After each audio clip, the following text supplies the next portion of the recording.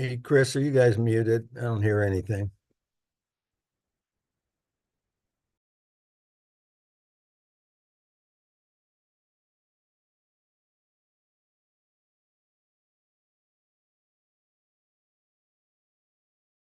I have like a full study. So I don't see Melissa yet, but Steve is on, so just as a reminder. This is the hot chair. We've got two workshops today, one on grants and one on the authorities of the commission for reporting this and community. And there's no camera on you unless you turn one of those cameras in front of the nose. Okay. So that one's right up our nose. On and it shifts back and forth between commission. Great. Nice. All right. Can you hear us, Commissioner Grasty? Unmute. Yeah, I got there finally. I'm hearing you. Yay. Okay. Thanks for Hello, joining hello. us. All right. Well, I guess I'll just turn it over to the panel. I'm assuming we're starting with grants, right? Yes, Okay. correct. Thank you, Chair Hill. Director Sumption, members of the commission. I'm Michelle Scalise. I'm the manager of the Grants and Community Programs section. And for those of you who were at the February meeting, I gave a brief overview of our recreational grant programs. Today, you get the dream team. I'm going to pass this over to Jody Belfi, Mark Cowan, and Naomi Enciso to give you an overview of all 5 of our recreational grant programs today. And we'll have some time at the end for questions, and I'm going to hang back and let them do their thing. And I'm really proud to present them here to share this with you today. And I'll be here for the question portion at the end as well. Take it away, Jody. Great. Thank you, Michelle. And Chair Hill, Director Sumption, members of the commission. For the record, I'm Jody Belfi, Grant Program Coordinator, and I'm also the team lead for our recreation grant programs here at OPRD. And we're really excited to be here because we are really excited just in general about the work that we get to do at OPRD and with the grant programs and the communities that we serve. So our team, the Recreation Grants and Community Programs, we fall under Central Business Services, so under Stephanie Coons's division. We're technically called the Grants and Community Programs Division, but we like to throw recreation on the front there because, as you should know, our Heritage Division also has a number of grant programs. So we're often distinguishing as we're talking with our constituents. So the work of our unit mainly falls under sort of 2 buckets as I think of it. We have the grant programs that we are responsible to administer, and then we have our larger ATV program. So the ATV program also has grants, which we'll talk about just the grant program today, but there's a lot of other activities in the ATV program that we won't talk about today. And then as well as those 2 big functions, we also, we have our ATV permits, and our group also is involved with the state park day use permits and the coastal passports. We have some staff on our team that help out with those different things. But again, today we're just focused on grants. And like Michelle says, we'll have time for questions at the end, but of course you can, I don't mind at least if you have questions for us as we go. So the 5 different grant programs that we administer on the screen here, you might recognize that big green sign as something you've seen in parks or at trailheads across the state. And that sign is there to recognize the support of our grant programs to those different facilities around the state. And the Communications Division recently made that little white sign, which I hope will work a little bit better in the field at these different parks. So you'll start to see those pop around the state as well over the years. And of these 5 grant programs, the first 3 are state funded, and the last 2 there are federally funded grant programs, and OPRD is the designated agency to administer those. And us 3 will be going through these different programs in detail in slightly different order just to keep you on your toes. And here's some examples of our grant signs in the wild. So top left, we've got a BLM parking lot out in Central Oregon, or trailhead to a big trail system out there. Top middle, we've got, that's in the city of St. Helens or city of Scappoose, boat landing and a restroom that they put in there with our sign on it. We've got a trailhead in Columbia County. Top right, bottom, we have Depot Bay on the bottom left, cute little pocket park right there in town. You've probably driven by on 101. We've got a trail system in Springfield in the bottom center. And then on the right, if you hang around Salem, you might recognize that as the Union Street Bridge that we just had a little bit of involvement in with our programs. And this shows the almost $60 million in grant funds that we manage and award each biennium. And this chart and these numbers assume each of these programs are funded at their normal levels. So the biggest of our programs is the local government grant program. As many of you know, this program had a big increase recently, and Mark Cowan will be talking about what that has been looking like this year with our having so much money available. The next largest is the ATV grant program. Next, we have the Land and Water Conservation Fund that gets about $4 million a year from the feds, so $8 million a biennium. Then we have the Recreational Trails Program. We get about 1.6 million from the feds for that program each year, or 3.2 a biennium. And then we have the County Opportunity Grant Program. And as we go through each program, we'll give a little more background about where that funding actually comes from. So here's just some general information that applies to all of our grant programs before we get into the specifics of each of those programs. So all of these are for the purpose of supporting public outdoor recreation. We think of them as extending our mission of the agency into communities beyond our state park boundaries and into all the communities and different public lands across the state. So it's public land managers or their partners in some cases that apply for and receive our grant funds to do a lot of work, build up facilities, maintain and restore facilities, et cetera. And projects must be on publicly owned land, and they must be dedicated for recreation long-term with some nuance with our Land and Water Conservation Fund program that Naomi will talk about when we get to that. All of these programs can be competitive, and you'll see as we go through them that some can be more competitive than others. Each program requires that the applicant contribute match of these. That varies between program anywhere from 20 to 50% of the total project cost. And that doesn't necessarily have to be cash. Grant recipients can use other grant sources. They can count their in-kind staff time, things like volunteer labor, or other donations that they can capture. So we always work with our grant applicants to make sure that they're capturing things as necessary to kind of help them meet that if it's a struggle. These programs are reimbursement based, meaning we do not cut a check up front and just hand it over, but our grant recipients, they request payment as they get their project done and as they're making progress. Grantees are also required to submit progress reports. And then once they're done with their project, us staff, we verify project completion. And that can be going into the field and doing a site visit, which we like to do as often as we can. Some cases we do photos. The program I work with, we do a lot of wilderness restoration. So I'm still waiting to just go backpacking all summer and get paid for it. So maybe you guys can help with that. And then I did want to give a special shout out to Commissioner Cribbins, who I don't think is here yet. But when she was at the Coos County Commission, really helped make this trail system in Coos County possible. This is the Whiskey Run Trail System. The county applied for 2 phases of grant funds to build out this system, and it's become hugely popular with locals and visitors. They see license plates from all around the country go there and really filled a gap in an area where there wasn't much mountain bike opportunity in the past.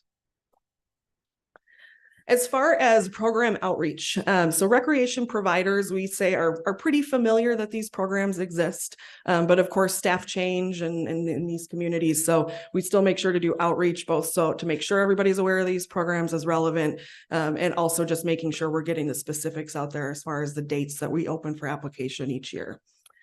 And so the main channels that we do our outreach through is we do press releases for most of our programs. And then a lot of us, I know Naomi and I, we open at the same time. So we'll send out a big email blast to all of our various listservs that we have. So making sure we're always tracking names and getting out the information.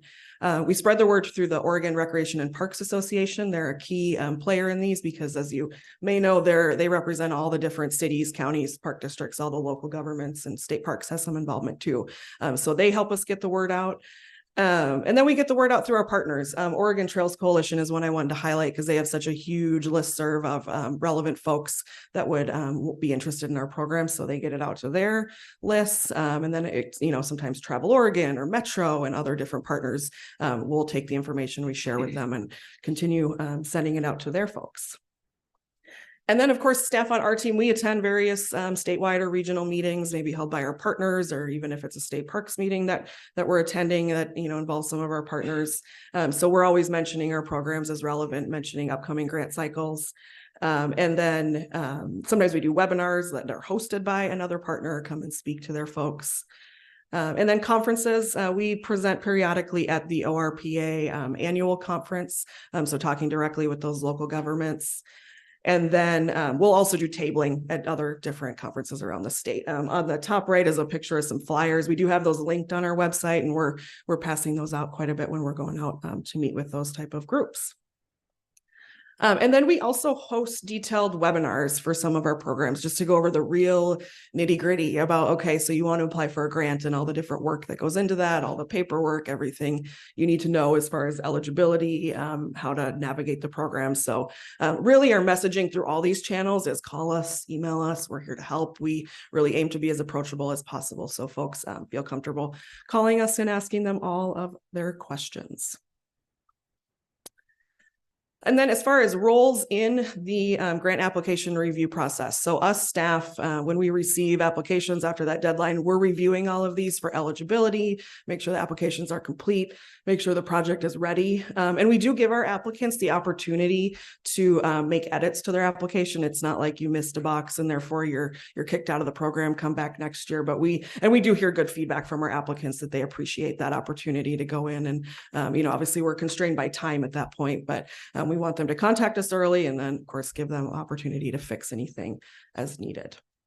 And then once applications are deemed eligible and complete, staff forward those applications to our committees for review. We use an online grant application system, and that goes out to, and so we can just forward applications to our committee members when the time is right. And then prior to those committees making their recommendations to you about which projects they vote on being funded, they do present to our committees, or I'm sorry, the applicants present to the committees, and that's at their grant meetings, which are open to the public. And there's most of our applicants present to the committees, but there's some exception that we may cover as we go through this.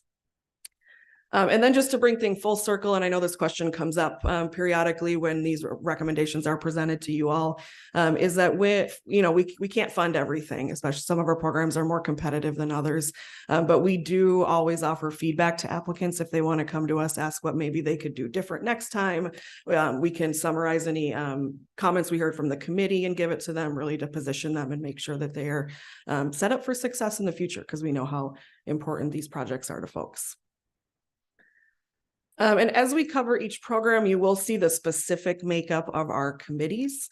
So we'll go over that, but each program does have their own specific committee. And we do our own outreach for committee members when we're doing a recruitment. We use a lot of those same channels we're doing our program outreach. So a lot of the same folks through all those different listservs and channels, just to make sure that we are doing our best to cast a wide net. Because being on a committee is a lot of work. You'll see when Mark talks about local government, there's a lot of applications to review. So we really try to talk to whoever we can, do as many referrals as we can, but really just, continually get that word out. And if it's a specific position, like an accessibility position that we have, we'll contact partners like those at Oregon Adaptive Sports and folks who are really plugged into those networks to make sure we're getting the word out. So as far as appointing committee members, so the ATV program, those appointments go through you all. Our 4 other grant committees, those are appointed by the director. So Lisa approves those appointments. So as we were working on this, we were discussing, maybe we should do an info brief to you all periodically, because I know questions have come up about how are you recruiting or what is this position all about? So maybe because you don't see those ones that are director appointed, that is something we talked about maybe doing, whether that's once a year or more, just to let you know of all the other fantastic people that we have coming and joining us on the committee. Let's see. Oh, and we also know there's been some questions just about how we're selecting members to ensure diverse representation.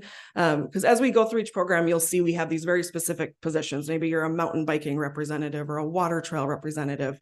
But as we are receiving interest forms from folks applying to be on the committee, we are also looking at things like geographic representation, gender, background, underserved communities being represented, and really thinking about those things and other expertise that members might bring beyond just the specific position that we're looking for. I'll have a hiking representative open soon here, and you'll see that go out through our press releases. And we know in Oregon, we're going to get a lot of applicants, or probably any state, because everybody loves to hike.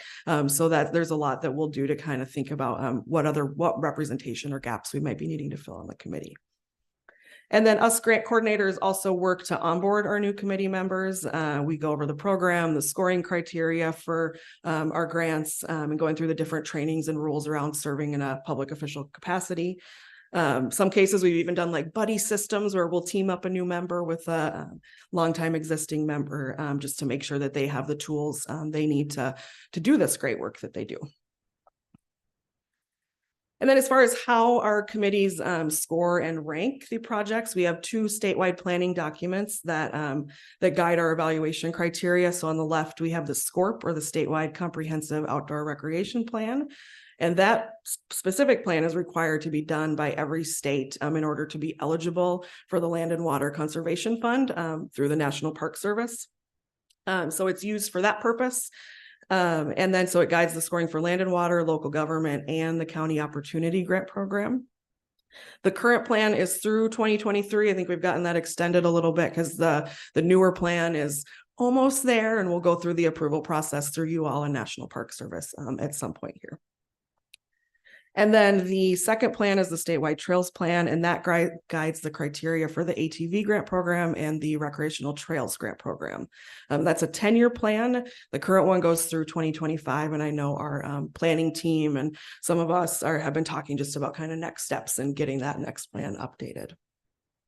And then I also want to emphasize that in addition to just providing the scoring criteria, these also provide information for all land managers across the state, just on current needs, current trends, where recreation is headed. And then a lot of land managers will use this as basis for their own master plan, or just have that helpful data at both the statewide and regional level. And then finally, the role of you all, the OPRD Commission, is to approve projects recommended by our committees. We know that you have 2 project lists in front of you tomorrow for approval. And when we go through each program, we'll also show when you can expect our next round of recommendations for each program. And with that, unless you have questions on the general stuff, I'll pass it to Mark to talk about local government grant program. No, okay.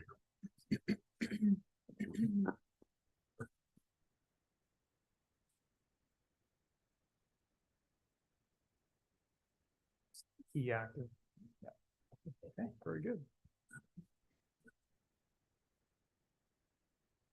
Good afternoon, Cherry Hill, Director Sumption, members of the committee. I am Mark Cowan. I am the grant program coordinator for the local government grant program, as well as the county opportunity grant program. We're going to start off first with the local government grant program. The purpose of this program is to provide matching grants to local government agencies for outdoor recreation areas and facilities. The funding source is the Oregon Lottery, specifically known as the Parks and Natural Resources Fund. And you can see they're listed there as the statutes and the OARs. The background on this is that Natural Parks and Resources Fund was established back in 1998 when voters passed Ballot Measure 66, dedicating 15% of lottery revenues. I know it feels like that now, but 15% of lottery revenues to the Parks and Natural Resources sub-account. OPRD's share of that is 7.5%, or half. And of that share that flows into Oregon State Parks, 12% was dedicated to the local government grant program until 2014. That's when it was supposed to sunset. But then along in 2010, Ballot Measure 76 was passed, and that removed that sunset, continued the program on into perpetuity. And then, as you're well aware, it had that legislative clause in there that said if the state lottery proceeds to OPRD exceed 150% of the funds transferred in the 2009-11 biennium, that 12% changes to 25% going to the local government grant program. That's kind of where we are today. Eligible projects include development, rehabilitation, land acquisition, and planning. Eligible applicants are cities, counties, parks and recreation districts, and port districts.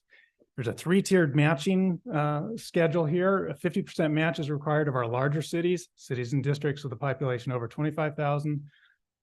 40% match required for cities and districts of the population between 5,000 and 25,000. And then for our smaller communities is a 20% match for our cities and districts population under 5,000. There's the corresponding numbers for the counties there as well. Our funding for the 2024 calendar year is, we started off with an allocation of 34 million, which is way more than we've had in the past. Wow.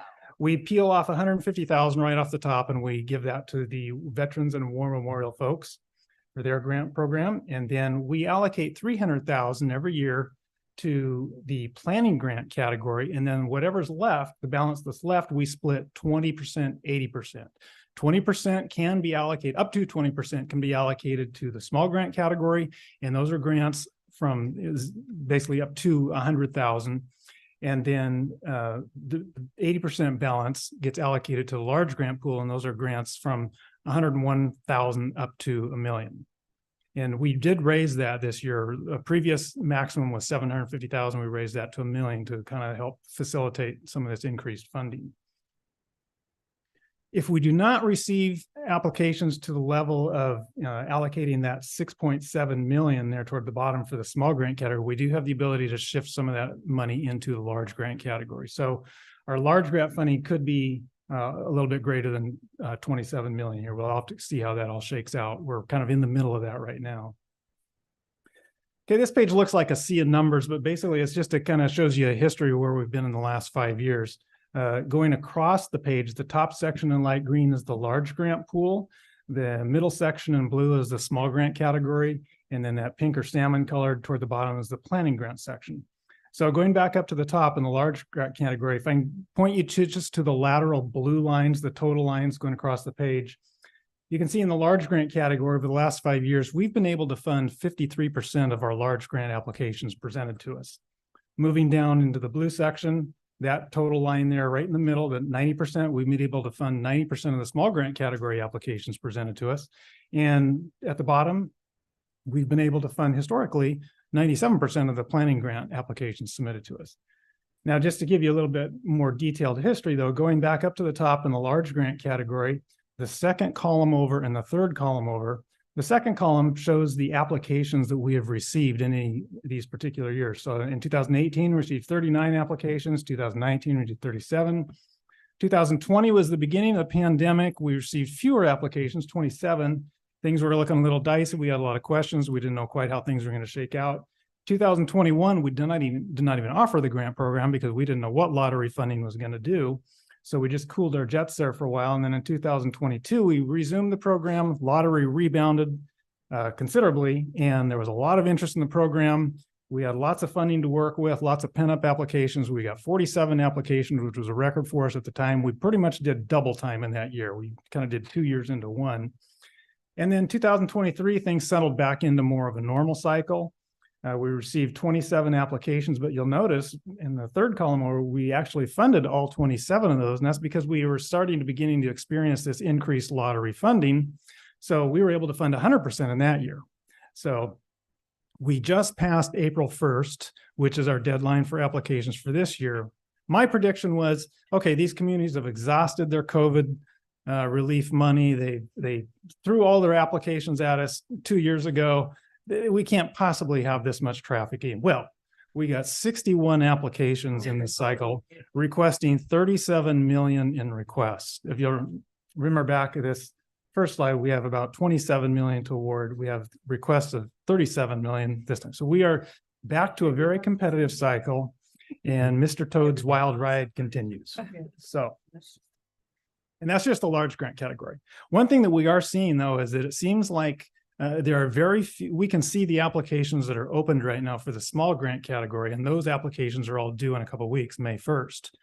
And we're seeing very few small grant applications opened. So I think everyone's kind of throwing all their dice into the large grant pool, and they're giving us much bigger, more comprehensive projects. This next slide just gives you a visual of where these awards have been throughout the state. And as you can imagine, these are more urban city park type settings. So they follow the population centers, which kind of makes sense. The types of projects we do is creating and replacing areas within parks where nature play is a big common theme right now. This was down in Ashland, beautiful project they did there. We can get involved in outdoor swimming pool projects. And of course, a lot of communities have kind of been systematically replacing their kiddie pools with splash pads. We do a lot of splash pad projects. Trail connectivity is a big priority within the program. This pictured below is the last link in Hood River's Riverfront Trail, connecting the whole community from east to west. This is a beautiful project, and that was the last link in that. But this final slide right here pretty much embodies what the program does. Playgrounds and parks, restrooms and parks, picnic pavilions, and wide paved paths for walking within city parks. The breakdown of our advisory committee, you can see they're specified here. We have representatives from counties east of the Cascades, west of the Cascades, cities under 15,000, a city over 15,000, a representative from a Parks and Recreation District, representative from OPRD, a representing people with disabilities, and then we have 3 members at large. We are in the cycle, right, the 24 calendar cycle right now. The Local Government Grant Program Committee will review all these applications at their July 24 meeting, and then we will pass those recommendations off to you for you'll see them in September.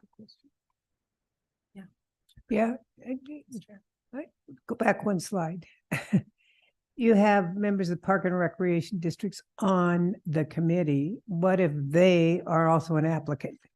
We have a good question. We have a process for that where and it happens frequently. I would. Where they are imagine it would- submitting an application, within our system, fortunately, we have a way all they have to do is just check a box. And it says that they are recusing, and basically it blocks out their score from the scoring matrix. Okay. So they are not included in the scoring matrix. Thank you. Should do that with a lot with Jonathan, remember, they would apply and. Oh, he would have to yeah, recuse but himself. until it just hit me, wait a minute. They must be making a lot of applications. Well, it's very true because a lot of these people, I mean, the people that are submitting applications and they're in the industry, those are the people that really know these projects the best. So these are the people that we often go to for resources on our community because they have so much good institutional knowledge and on the ground experience. And so it's not uncommon for people on the committee to actually be a presenter at some time in the course of their time on the committee as well. Okay, moving on to the County Opportunity Grant Program. The purpose of this program is to provide matching grants to counties for parks and recreation sites that provide overnight camping facilities. So a little different focus. The source of the funding on this, as you're probably well aware, is the registration of RV fees throughout the state. As you know, 55% of those fees come to state parks, 45% goes to counties. And of the county's 45% share, 10% gets pulled off and set into the County Opportunity Grant Program. And there's the statutes and the OARs listed. Can you repeat that again, the formula you use for that 10%? It's 10% of the county's share. So 45% goes to the counties, but before we disperse that to the counties, 10% of their share gets set aside into the County Opportunity Grant Program. Thank you.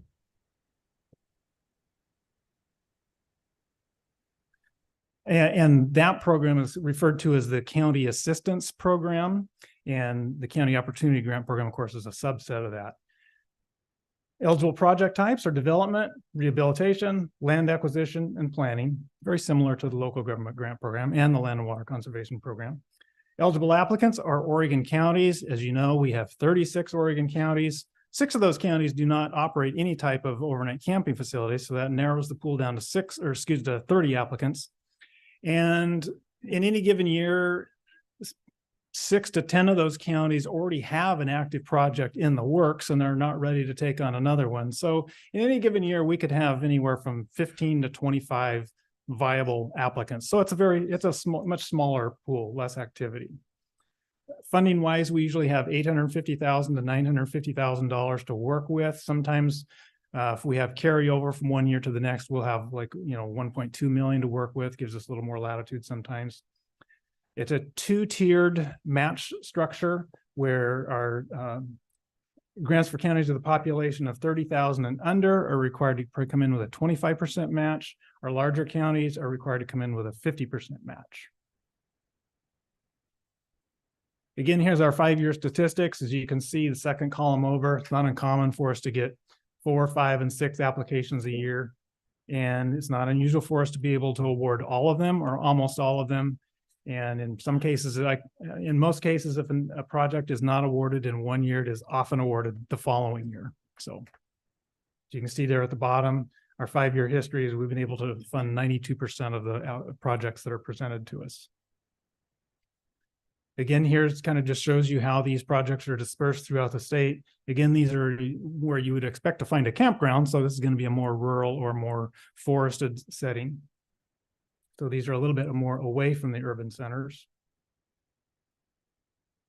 The types of projects we get involved in is helping counties enlarge the capacity, or just simply literally enlarge, because RVs are getting bigger, longer, wider, more power consumption. So we do a lot in helping these counties upgrade their infrastructure, widen their parking pads and lengthen them, and a lot of paving projects. We do, of course, a lot of restrooms.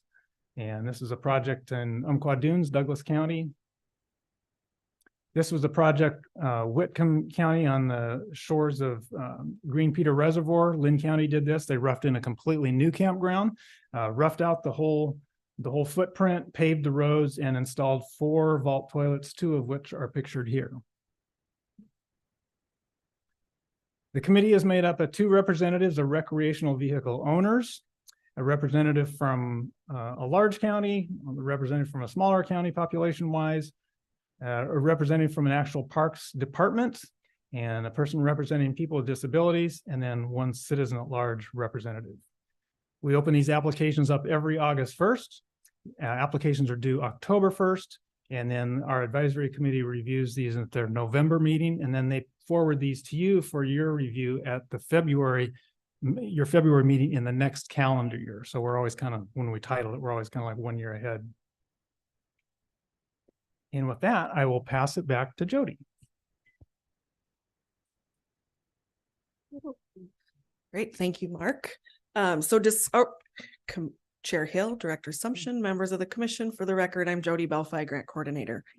I am actually standing in for Mike Law, who is works for our ATV grant program, but he unfortunately couldn't be here today. So I'm going to do my best to cover our ATV program. And I love this photo too, just a great photo of at Hood River County, the Kingsley Reservoir campground, which has tapped both ATV and Marks County Opportunity Program, and just showing the beautiful little family camping setting there.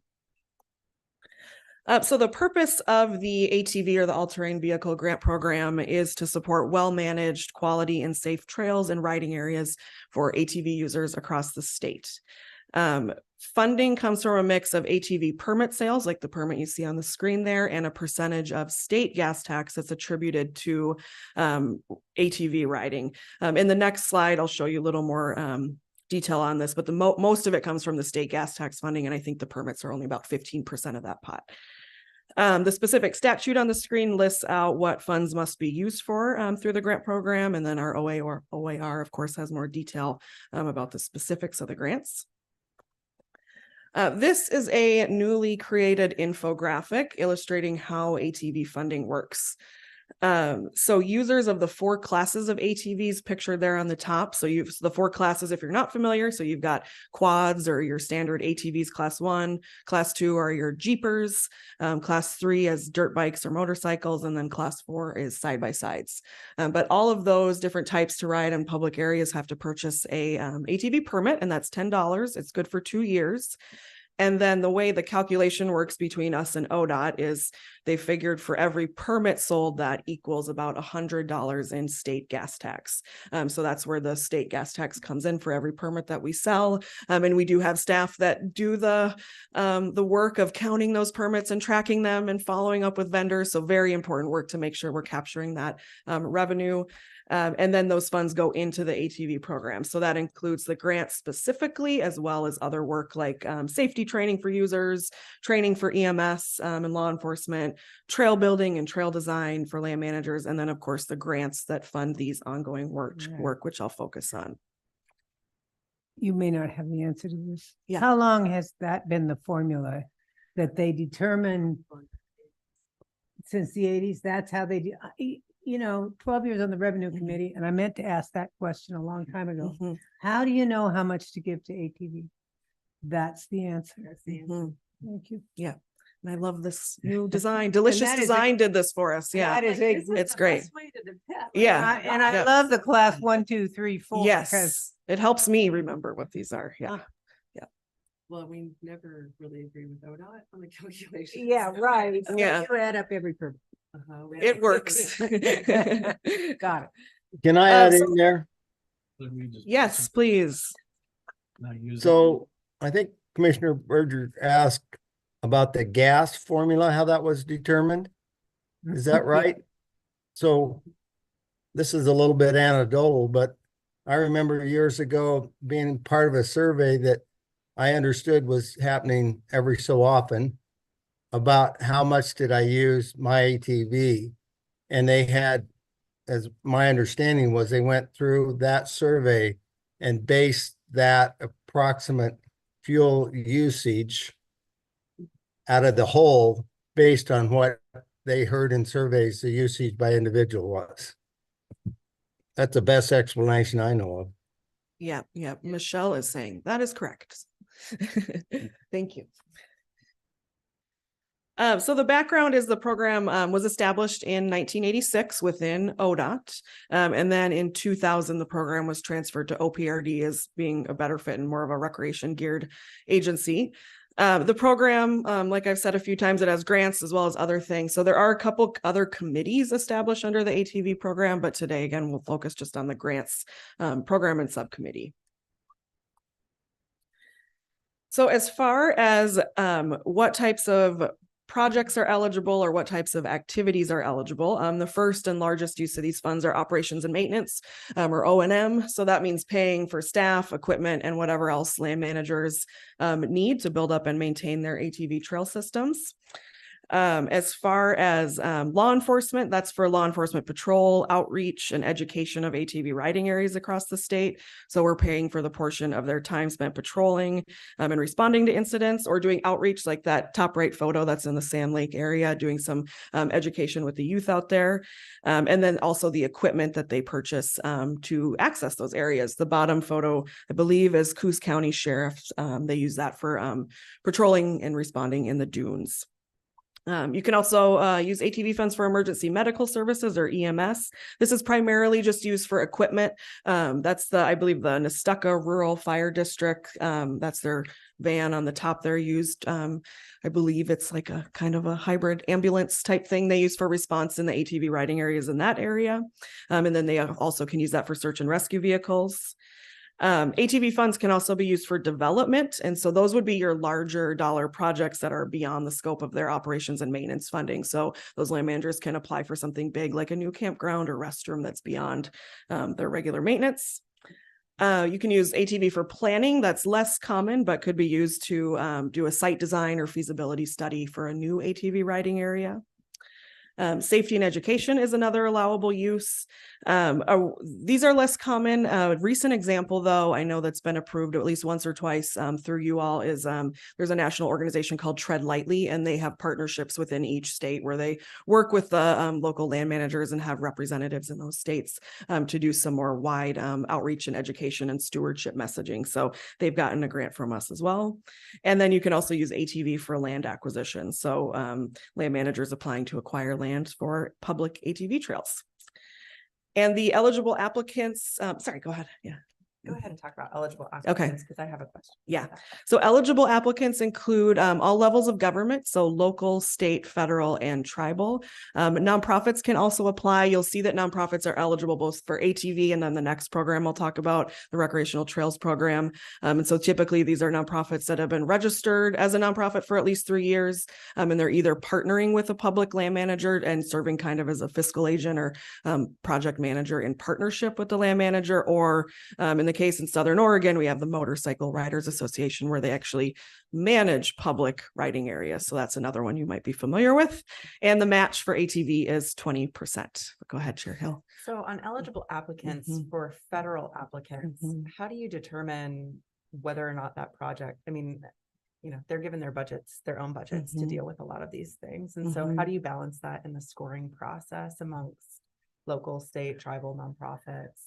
And is there partnerships that are required for these federal projects that move forward, or how does that work? So when you say partnerships, could you clarify that? one? So Yeah. let's say BLM is applying for something, or do they have a partnership with the local community and they're the applicant that goes in and applies for those funds, but are working with a local government? So it's usually, it would be the BLM or the Forest Service would be the applicant usually for those federal lands projects. So they're applying, putting forth what they need as far as staffing, equipment, et cetera. So they would be the applicant. They usually, if anything, and we see this more in the Rec Trails program that I'll talk about next, but you might have a nonprofit that applies, like a mountain bike group that applies with their approval and lots of paperwork showing how they're working together. But yes, the federal land manager would serve as the applicant and grant recipient. In Central Oregon, there is, I'm going to forget exactly what it stands for, COVOPS, the Central Oregon Off-Highway Vehicle Operations Program, I think. And that's actually a partnership between BLM and Forest Service,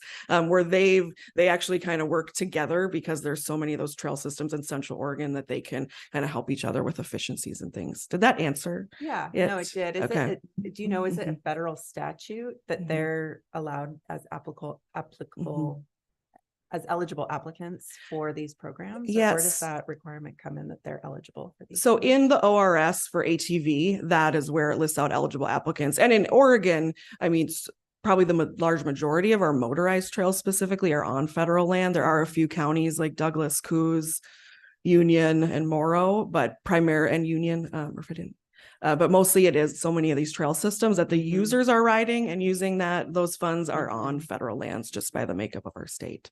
It is a rare program because the ATV program lives with us, but we don't own any property you Yes. operate on, which is a little unique. So the federal partners are quite essential here. Yeah. I think there was maybe a grant given for Jesse Honeyman and Cape Lookout where they have land that abuts federal land. And so there's been some partnership work there. But you'll see when I give examples, I think on the county level, especially in the Dunes area, there's a lot of working together where you just have land ownership kind of connected there. Cool. Great. Thank you. So this is the current funding level for the ATV grant program. So they currently have approximately 15 million a biennium, and funds are split sort of in these three main buckets. So 60% of the funding is used for operations and maintenance. So those again are grants to the land managers to maintain these areas. 30% of the funding is for law enforcement and EMS. And then the remaining 10% can be used for those other things, the planning, development, land acquisition, and safety and education. And the way they manage the program is they're usually able to fund all of the grant proposals. They run their main grant cycle every 2 years for the O&M and the law enforcement and EMS. And then as funding allowed, sometimes they have another grant cycle. Yes. This is just the way it shakes out. This isn't required that this percentages. I don't believe, Michelle, do you know if these percentages are? We'll bring her up here. You were killing it, by the way. For I not know, being yeah. ATV No, I mean, representative. I'm very impressed for So- I just pinching. eavesdrop a lot. Yeah. Yeah. Love it. So this actual distribution of the 30, 60, and 10 actually was done in consultation with the ATV committee. So I think, several years back, they had a discussion about what their priorities are for funding. And so it could change, but There's no statutory requirement. I don't believe that or- this is in Okay, rule or I mean, it statute. makes. Yeah. I'm just trying to see how fluid or flexible this is, or if there's a statutory reference to this. Yeah, we could be flexible with this. This just is kind of how it would shake out anyway. And so when they're trying to allocate funds for the different grant cycles, these are the This is their percentages. targets. Mhm, yep. Okay, So Thank not an OAR either, as far as. I don't the believe it. numbers. I don't believe it's Yeah, in. yeah. Okay, thank you. Great. Thank you, Michelle. So this map here, similar to the ones that Mark showed, this shows actually 153 grants awarded between the 2019 and 2023 grant cycles. It doesn't look like a lot of locations on here, but that's because we're consistently awarding these funds to the same land managers or their same administrative offices that are shown on the map here. But how that translates to the users is this screenshot is from our public facing website, Where to Ride.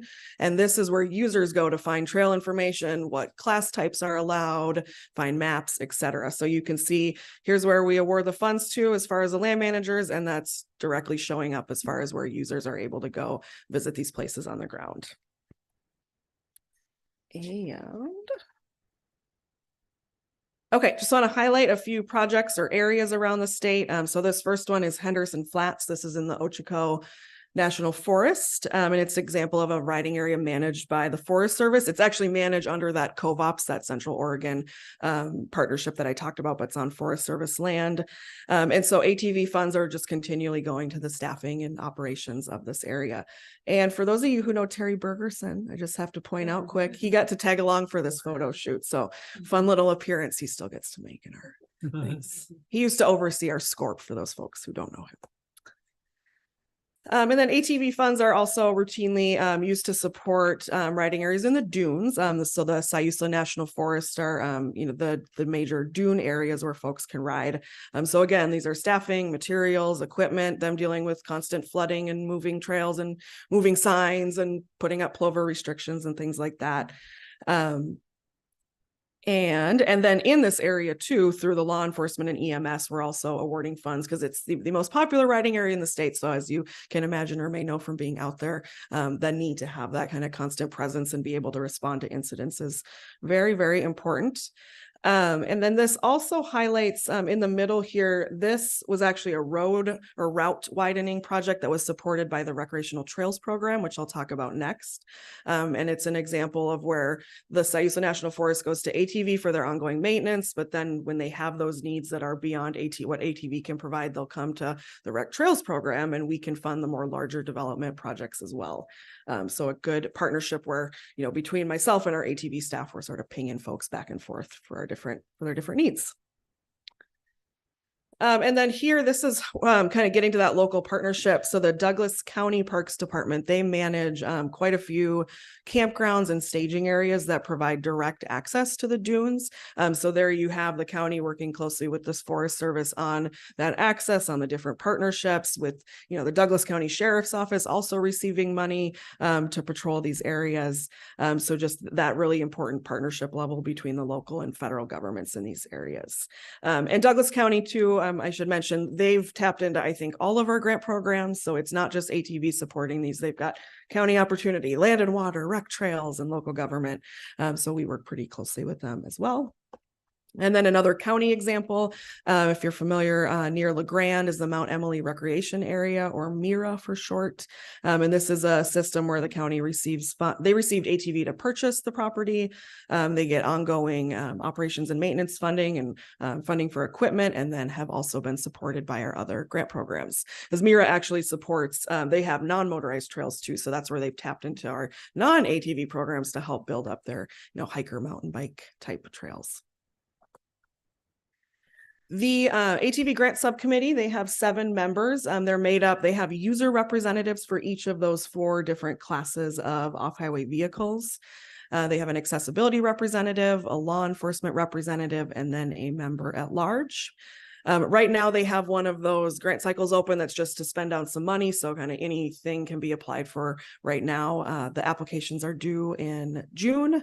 Their committee will meet in August, and you can expect to see another project list before you in September. Any questions before I move on from ATV? Great. Cool. So this is the program that I work with directly, the Recreational Trails Grant Program, or RTP. This is one of our 2 federally funded programs, and Naomi will talk next about our second federal program. And on the screen, we have a new-ish trail in John Day, and these are also those great photos we get from these communities just to show us how well-loved these facilities were able to help provide. So nothing more exciting than a kid on a bike with a really cool helmet. And the overall purpose of RTP is to provide, expand, and improve trails for motorized and non-motorized use. Similar to ATV, RTP funds represent the portion of federal gas tax that's attributed to off-highway vehicles or off-highway recreation. So both the portion of gas tax used for ATVs and snowmobiles. Funds come from the Federal Highway Administration. They pass through ODOT or any state DOT in every state. And then here OPRD is responsible for administering the program. So I work closely with our state Federal Highway Office on the programmatic side of things, and then we work with ODOT on the financial side of things. And this model is how the large majority of states administer the program. The administration is in like a state parks or DNR type office. And then the statutory authority that's just the federal reference for it. So a bit more on the background. There was a very small program established in 1991 called the National Recreational Trails Funding Program. It had a whopping $7 million nationwide at the time. And then in 1998, that was replaced by what we now know as RTP. So trail advocates, they, similar to how the ATV program was created, they wanted to reap the benefits of the federal gas tax that they were paying for off-highway road or off-highway and off-road recreation. And so national motorized and non-motorized groups banded together, advocated. And since that advocacy was across user groups, the way that the program was established was that you can use funds for both motorized and non-motorized trails. So it's not strictly for ATV and snowmobile trails. The program is a portion of the Federal Transportation Alternative Set Aside, which gets reauthorized through larger infrastructure spending bills. The recent bipartisan infrastructure law reauthorized these funds through federal fiscal year 2026. And Oregon's annual apportionment is around 1.6 million a year, and that's been at about the same level since 2006. And you'll see a little more on the next slide about that. And it's not actually that much bigger than our pre-2006 allocation. But with that, we've been able to fund over 500 projects in Oregon. And then federal law requires that funds are split between motorized and non-motorized trails. There's also a requirement to have at least 40% of every state's funding to go towards diverse use trails. And that's just a mix of more than one use. So that could be hiking and biking or class 1 and class 2 ATVs. So we don't have an actual pot of money that we call diverse use because we're in like 80 to 90% diverse use most years. So what we do is we have the minimum of 30% set aside for motorized trails, and then the remaining 70% for non-motorized. And then we just track internally that we're meeting the diverse use, which we always are far above that. And you will see this year. So there's no flexibility with that 30% minimum. You'll see this year, we actually didn't get enough requests in the motorized category to spend that down. We do not have flexibility with that. It does happen. I swear it's been every other year that's been happening. So we just continue our outreach. The Oregon Snowmobile Association promised us, Lisa was there too, that they'll have no problem coming after that money next year. So what we do if we don't get enough requests is we pass that over to the following year to make sure that we spend it down. So a bit more on the national funding level. So this infographic, similar to that state version, this was created by the Coalition for Recreational Trails.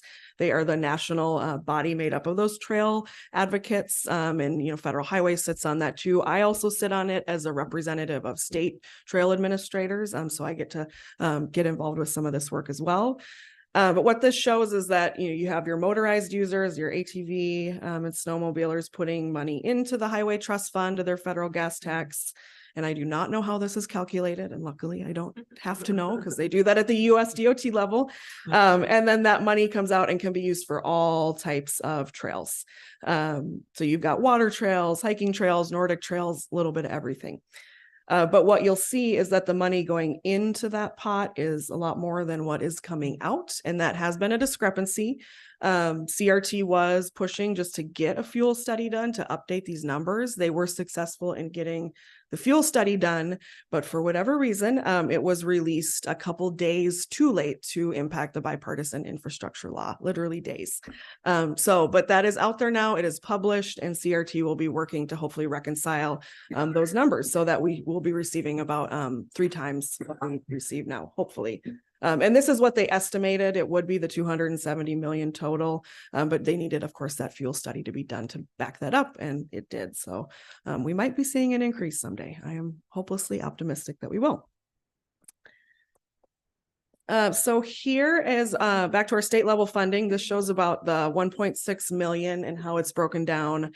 So we can use up to 7% for program administration. So about 112,000 that gets taken off the top to pay for our time administering the program. And then motorized, they get that 30% minimum. So about 450,000 set aside for motorized. And then a little over $1 million for non-motorized. We run a grant cycle on an annual basis, opening every September. You will see on your briefs, you'll usually see a higher number than what this shows as far as that 1.4 available per projects. And that's because as older projects are closing out, if they leave a balance, we can roll that in. We haven't ever been at risk of losing that money. We can just continue rolling it back into the program. So the main use of RTP is to construct and restore trails and trailheads. Other allowable uses that are a little less common include land acquisition for trail development, safety and education for trail users. That there is one of those on your brief for tomorrow, Trail Keepers of Oregon. So we have one of those this year. And then you can also use RTP for assessments of trail systems for maintenance and accessibility needs. Similar to ATV, eligible applicants, and this is outlined in the federal law, include all levels of government, so local, state, federal, and tribal, and then we can also grant to nonprofits. And that's fairly common in RTP that we're granting to nonprofit trail groups and organizations, which I'll show at least one example of. And then match requirement is 20%. So here's a breakdown of funds requested versus awarded in the last 5 grant cycles. This does include our 2023 grants, even though of course you have yet to approve those, but I put them in here just for numbers sake. So you will see that motorized is a lot less competitive than non-motorized. We've been able to fund almost all of those the last 5 cycles, or a little over 80%. And then we fund about 50% of the non-motorized projects. That's pretty typical each year. So this map shows the locations of RTP projects in this 5-year period. And because of the range of the types of trails we're funding, we've got locations both in communities and then far out in the backcountry and in the wilderness areas. So just a few projects to highlight. First, this one is a project at Silver Falls State Park, an example of we're a nonprofit, the Salem Area Trails Alliance, or SATA. They served as the grant recipient and project manager and then worked in partnership with state parks to deliver the project. It included a beginner's mountain bike loop called the Newt Loop. I personally find to be hard because I'm not a mountain biker, but a great little beginner's loop where you can get used to all the different surface types you might encounter on a mountain bike trail, and then includes a longer distance trail, the Catamount Trail. Here's an example of a water trail project that RTP funded a few years ago, because again, water trails are considered an eligible trail type for RTP. So the city of Tillamook, they received grants from both RTP and the Land and Water Conservation Fund to develop the Sue H. Elmore Park and boat landing right in very close to downtown Tillamook. And this provides direct access to the Tillamook County Water Trail, providing parking, a restroom, an accessible boat launch. And they even have these cool kayak storage tubes. I can't get my mouse to go over here, but so you can put your kayak in there, and then the idea being that then you can go explore downtown and go out to eat and then come back to your kayak in a little locked container. RTP motorized funds, we provided quite a bit of equipment and other funds for the Oregon State Snowmobile Association and some of the local chapters. I know tomorrow on the motorized list, we only have snowmobile projects in the motorized category. So these are used for the individual clubs who are responsible for grooming and maintaining snowmobile trails across the state. So on the slide on the left, we've got a groomer that the Mount Jefferson Snowmobile Club obtained to groom trails up at Santiam Pass. And on the right is a utility snowmobile that RTP funded, has a lot of space for their different equipment. They have to adjust their trail signs, replace the trail signs like the ones in the middle with snow levels, and as they just need replacement, and they can use it to get out to any areas where there might be down trees. And they do all this work like every other snowmobile club under a permit with the Forest Service for the actual maintenance agreement. And then back to the city of John Day, they've received some recent RTP grants to develop some trails around the city. So they got 2 phases of RTP to develop the trails along the John Day River. And those trails also connect into the parks within John Day, into parks that have received funding from our other grant programs. So a cool way to see that connection again between programs. And then on the very right there is the little bike park in town. And that was one where the Eastern Oregon Trail Alliance, they applied for and received the grant to build up a little bike park on City of John Day property in partnership with them. And not pictured on here, but another just cool connection to paint sort of the wider recreation shed is in the Malheur National Forest near there. They got RTP to develop the Magoon Lake Trail System, which has become pretty loved mountain bike trail system. So you've kind of got this graduated skills system between the city and then out into the national forest where you can learn what you're doing in the city and then graduate up to those harder trails in the forest. So as far as the RTP committee, federal law requires that state RTP committees be made up of motorized and non-motorized user representatives. Then we also have an accessibility representative, and we have non-voting representatives of the BLM and Forest Service. And our committee members, I think across the board, they bring a lot of other great experience. You know, we've got folks who might have work in the tourism industry or work at the local government level or be in the trail planning or trail volunteer world. So they bring a lot of other great experience to the table. And then the federal law just requires that the committee meet at least once per federal fiscal year to be eligible for our state's annual apportionment, which we have no problem doing. And those meetings must just include both the motorized and non-motorized user representatives at a minimum. So tomorrow, Michelle will present the project list for RTP for your approval. I'm already working with Federal Highways on next steps for their review and approval. I'm largely focused right now on the environmental and cultural resource review. And then we'll submit projects to SHPO or the State Historic Preservation Office. And then Federal Highways will consult with tribes on all these projects. They're responsible for that. And then if approved by you all and by Federal Highways, we anticipate being able to start issuing notices to proceed to our grant recipients probably later this year in fall. And then we do it all. You get to see it again next April. And actually, before I pass it to Naomi, I do have 2 slides of some more national newsworthy items. So first of all, there is a trail system in Springfield that has been dedicated to former Representative Peter DeFazio. So RTP awarded 2 grants to the Willamette Park and Recreation District for phases of trail building here. And it's a mixed-use trail system. It provides both mountain biking and hiking opportunities, and has also been recognized for how they designed with both uses in mind. DeFazio was a big supporter of the initial land acquisition of this park. He lives very close to this park. And the Park District was also just recognizing his greater work in the area and in recreation and conservation. DeFazio was also a major supporter of RTP, both in his early time in Congress and then recently sitting on the House Transportation and Infrastructure Committee. He was always, it's easy in the federal transportation world to forget about a little trail project, and he's always been a great advocate to highlight the importance of it.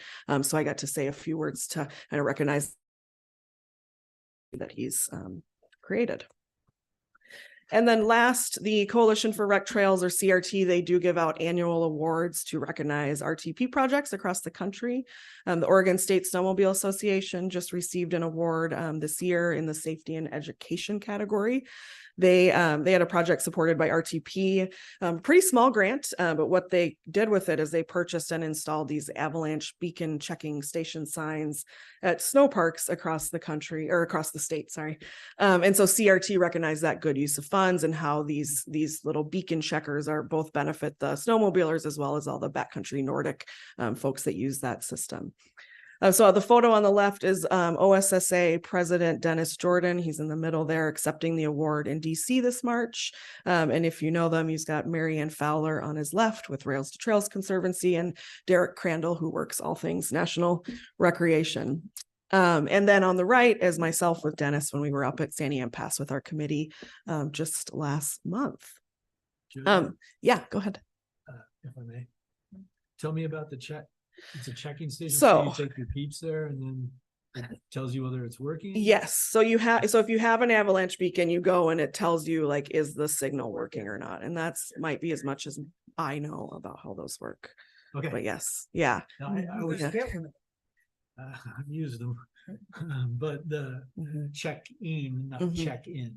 Checking. Yes. So you're checking that your beacon works. Yes. Yeah. So I didn't know if you're checking your, say, I'm going out. Oh, gotcha. No, just to make sure your beacon works. So your buddy with you. Yeah. What area? Yeah, at least, yeah. Yeah. Cool. Yeah, and this is the 8th award since 2012 that an Oregon project has gotten. So, and these feed directly into that advocacy CRT does to try and get funding increased for the program, just showing Congress these great types of projects. And that is all I got. So I'll give it back to Naomi. Okay, thank you.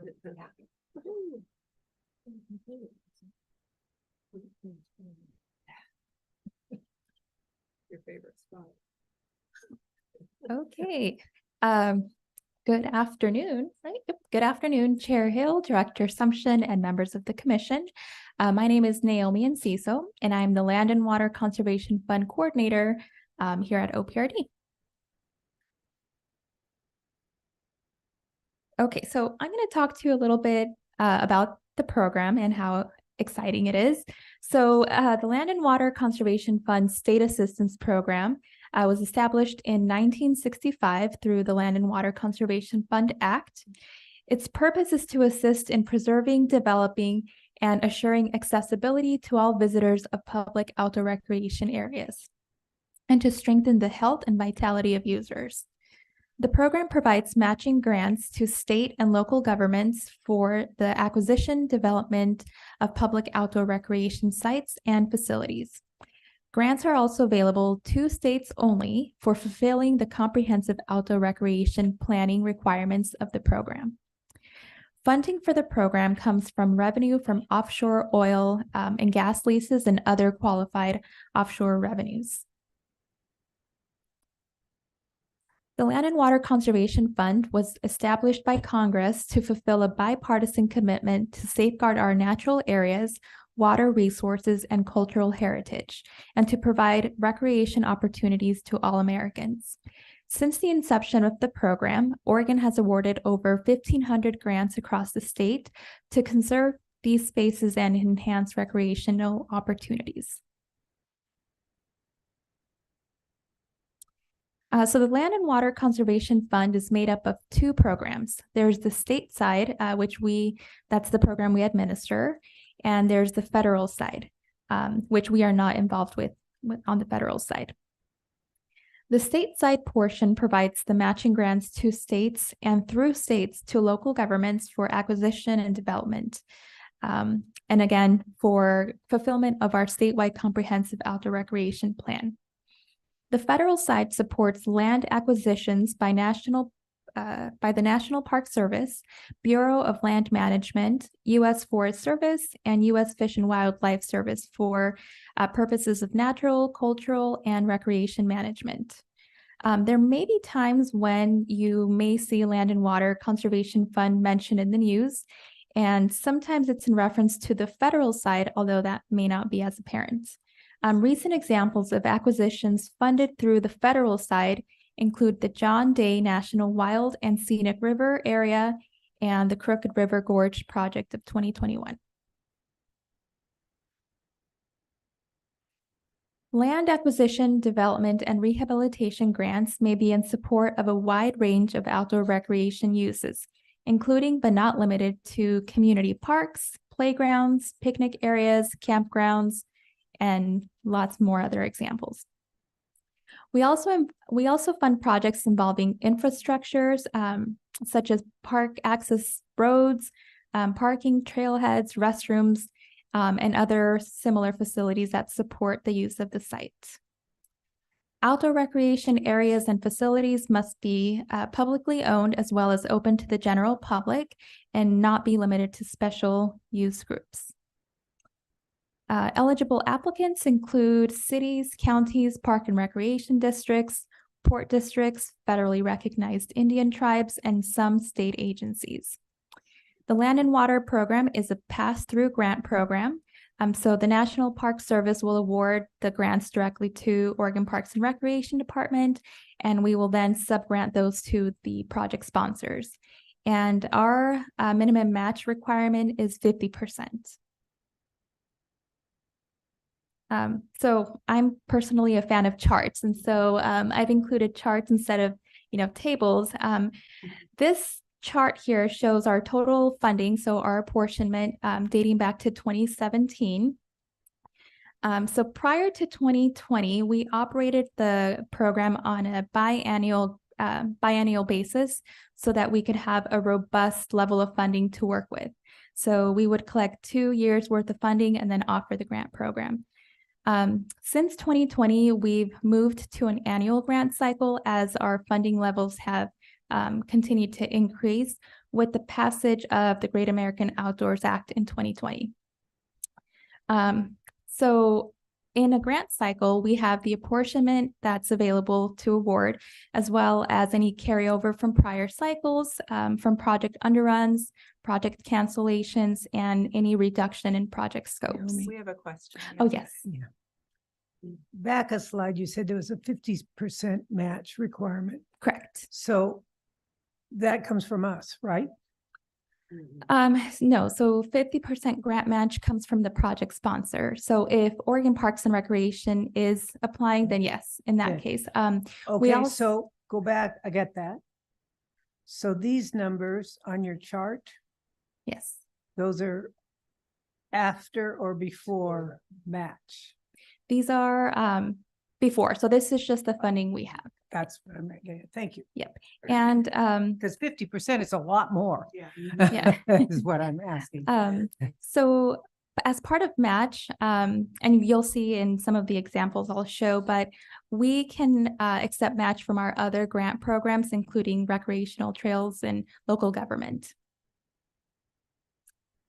Okay. Okay, and in our administrative rules that guide the program, not less than 60% of these funds are distributed to units of local government and federally recognized Indian tribes, and up to 40% of the funds are available to the eligible state agencies. Okay, so here's another chart. The top of the graph shows the number of applications we received in a given cycle.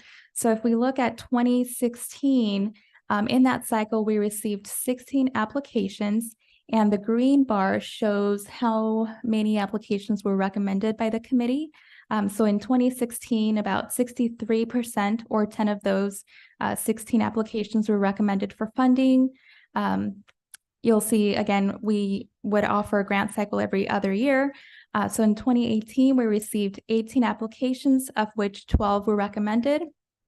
2020, we received 21, 12 were recommended. 2021, we received 6 applications. So you can see there was a significant decrease post-pandemic, and 5 of those were recommended for funding. In 2022, we had 10 applications and all 10 were recommended for funding. And in our most recent grant cycle, 2023, we received 8 applications and had enough funding to recommend 6. Oftentimes, the committee will recommend to approve the ranked list of projects that, and as they'll approve for us to continue working down the list as funding becomes available. So there are some instances where the committee may feel that some projects are not quite ready to be awarded, and in those cases, they may recommend a hard stop on the ranked list.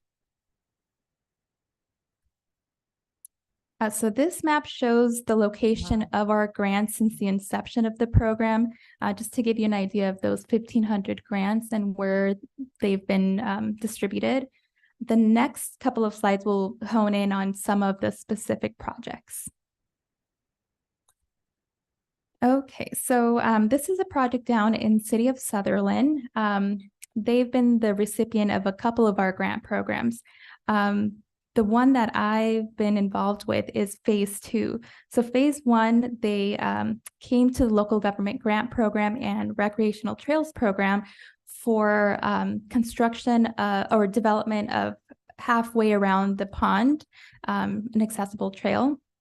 They came to to the Land and Water Conservation Fund and Recreational Trails Program in 2020 to request funding for the remainder of the path, which should be completed, if I'm not mistaken, by summer of this year. And then the picture of the flower there, it's kind of wanted to highlight. So that's a federally endangered plant, and the community Friends of Forts Pond is working with U.S. Fish and Wildlife Service to regain that population. Okay, so this is a project from our 2018 grant round over at Honeyman State Park. This project completed planning, engineering, and the necessary permitting. They demolished existing restrooms and prepared the sites to construct new restrooms and utilities, constructed a bike pod, and restored the site and installed landscaping. The project relocated and expanded hiker-biker amenities. With that relocation, it improved efficiency and effectiveness associated with facility maintenance and volunteer hosts, as well as safety. This project was part of our 2016 grant round. City of Corvallis applied for a Shintimony Park project. And through this project, the city responded to the changing demographics of the Shintimony Park neighborhood and addressed obsolete facilities and accessibility issues. The project included construction of new amenities, including a basketball court, pickleball court, walkways, and fitness equipment. Additionally, the city renovated existing facilities through this project. They upgraded their playground surfacing, they added new accessible play features, and they removed the deteriorated restroom and replaced it with a whole new facility. I'm personally a fan of photos that show the progression of projects towards completion. So this one was part of our 2020 grant round, and it was to the city of Hermiston to develop a brand new skate park. This project was very exciting as it was designed by the teenagers and for the teenagers in response to a variety of park service level assessments that identified team programming and facilities as an area of high demand in city of Hermiston. So the skate and BMX elements included 18,000 square foot of street, bowl, and transitional elements approved by local skateboard enthusiasts. The project also includes a pump track, restroom, rock climbing wall, basketball, and a couple of other fun elements. The design and location were influenced by the latest crime prevention through environmental design and approved by the Hermiston Police Department. And the location of this park is near the Hermiston High School. It's across the street from Public Safety Building, and it's pretty close to one of our other land and water assisted parks, Mackenzie Park. There are over 900 parks and facilities in Oregon that have received funding through the program. This includes almost 200 state parks. And so there's at least one land and water assisted park in every county. In accordance with the Code of Federal Regulations, in order to determine whether properties acquired or developed with land and water fund assistance are being retained and used for outdoor recreation purposes, we're required to do an inspection every 5 years from the date of final billing in perpetuity. And so the orange shapes, it's kind of difficult to see the map on the right side, but zooming into the area where we're currently in, the orange shapes represent the approximate boundaries of the land and water assisted area. And so all of those areas are part of what we need to inspect every 5 years. I have a question. Yes. So for, not in perpetuity, that's we all understand that. So once you get an LWCF designation or grant, can you reapply for that same area if you, like 20 years down the road, want to do something within the parameters of the LWCF program? Okay. Yes, certainly. And we actually encourage that because the boundary or the park already has the encumbrance. Sure. And so it's a really good idea and it's welcomed for them to come and reapply and continue developing or rehabilitating the park. Awesome. Thank you. I also have a Yes. question. Thank you. Yeah, so inspections every 5 years in perpetuity. What happens if they find something they don't like in perpetuity? Yeah. Do these, I know these properties come with encumbrances on the deeds when they're acquisitions. Is there a reversionary clause, or how do they handle that? When you fall out of compliance, what happens? Yeah, there's not a reversionary clause. And so it is not uncommon that we will find one out of every several parks that we inspect.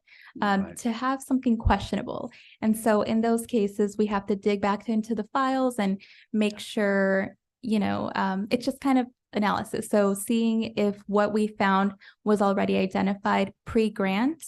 Right. And if it wasn't, it's just a lot of communication and follow up with the sponsor. And I think I'll talk more about this later, but Yeah. basically the only remedy to that, if in fact it's not in compliance, is for the sponsor to come up with replacement property. Okay. Mhm. Interesting. It gets really complicated, so one, if we can get the inspections done, I'll say what they're not saying. It's a challenge to get this many park properties inspected, and then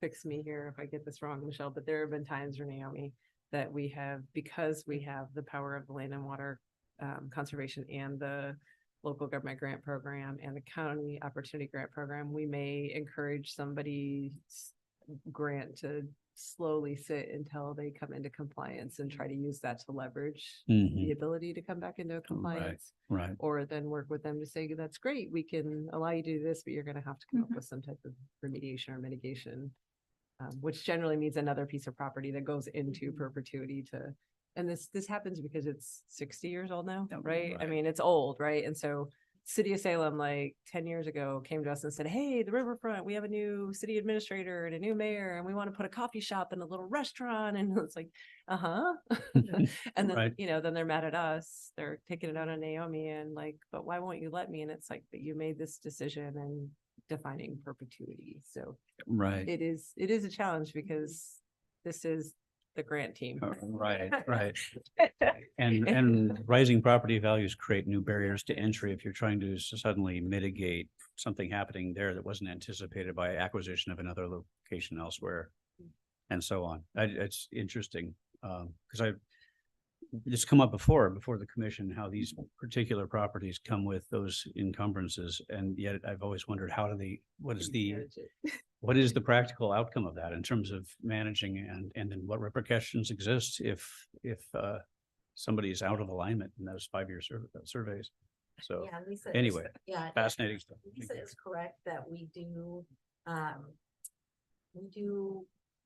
So obviously National Park Service isn't going to be amenable to awarding another grant to someone who's out of compliance. Right. But so people say, well, then I will apply to one of your other great grant programs. And so that's where we've had made the decision to kind of step in and say, not so fast. We Right. need you to be in compliance with We are all of your- Right. Yeah. Right. But we work with them because it is, you're right, a challenge. Yeah.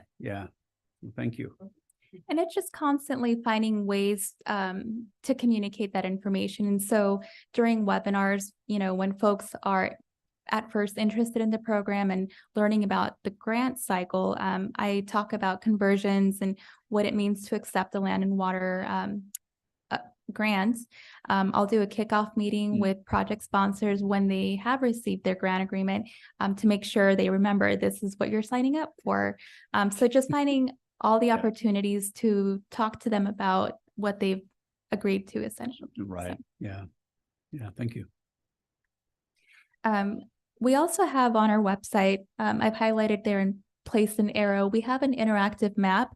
And so that's public facing and it'll show you the map on the right. So all of the areas across the state that have an encumbrance with land and water.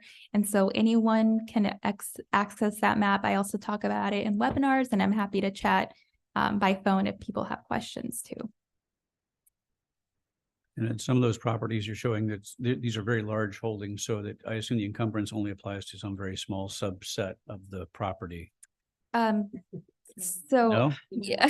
The whole thing? Because I know that. The city was like, well, what do you mean? Like the entire thing, we can't do anything commercial or mixed? And it's like, Right. that's what you agreed to in 1970, whatever. Okay. And they're like, but that was somebody else that agreed. It's like, perpetuity. Yeah, so if Right. if a city, for example, has come to the program to request, rehabilitation of a playground in a 10-acre park, but the playground is a rather small footprint, upon closure of that grant, it's the entire park that becomes encumbered to the program. And so as the years go by, if they've acquired additional property that's then become part of that park, that additional property is not encumbered unless they come back to the program and request another grant, or if we start processing a conversion, then we'll encumber that entire area as it exists at that time. So pursuant to the Land and Water Act, any property acquired or developed with assistance from the program must be retained and used for public recreation in perpetuity. And to your question, again, the provisions apply to the entire park or facility, regardless of the extent of the participation of the program in the assisted area.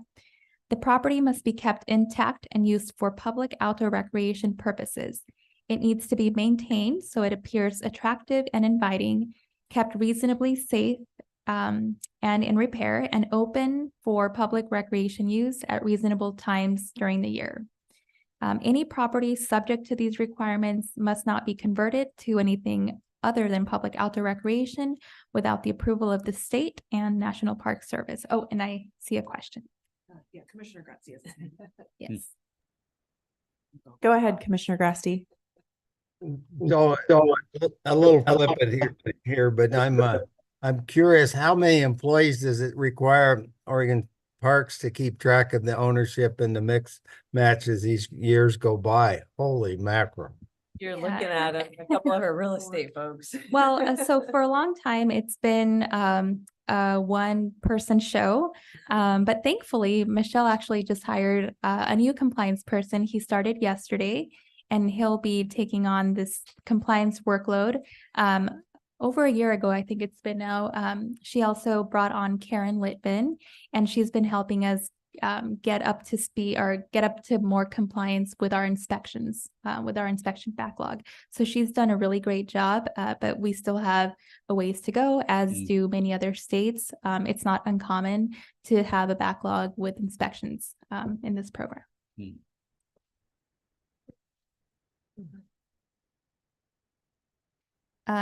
So conversions of use do happen, and they happen for various reasons.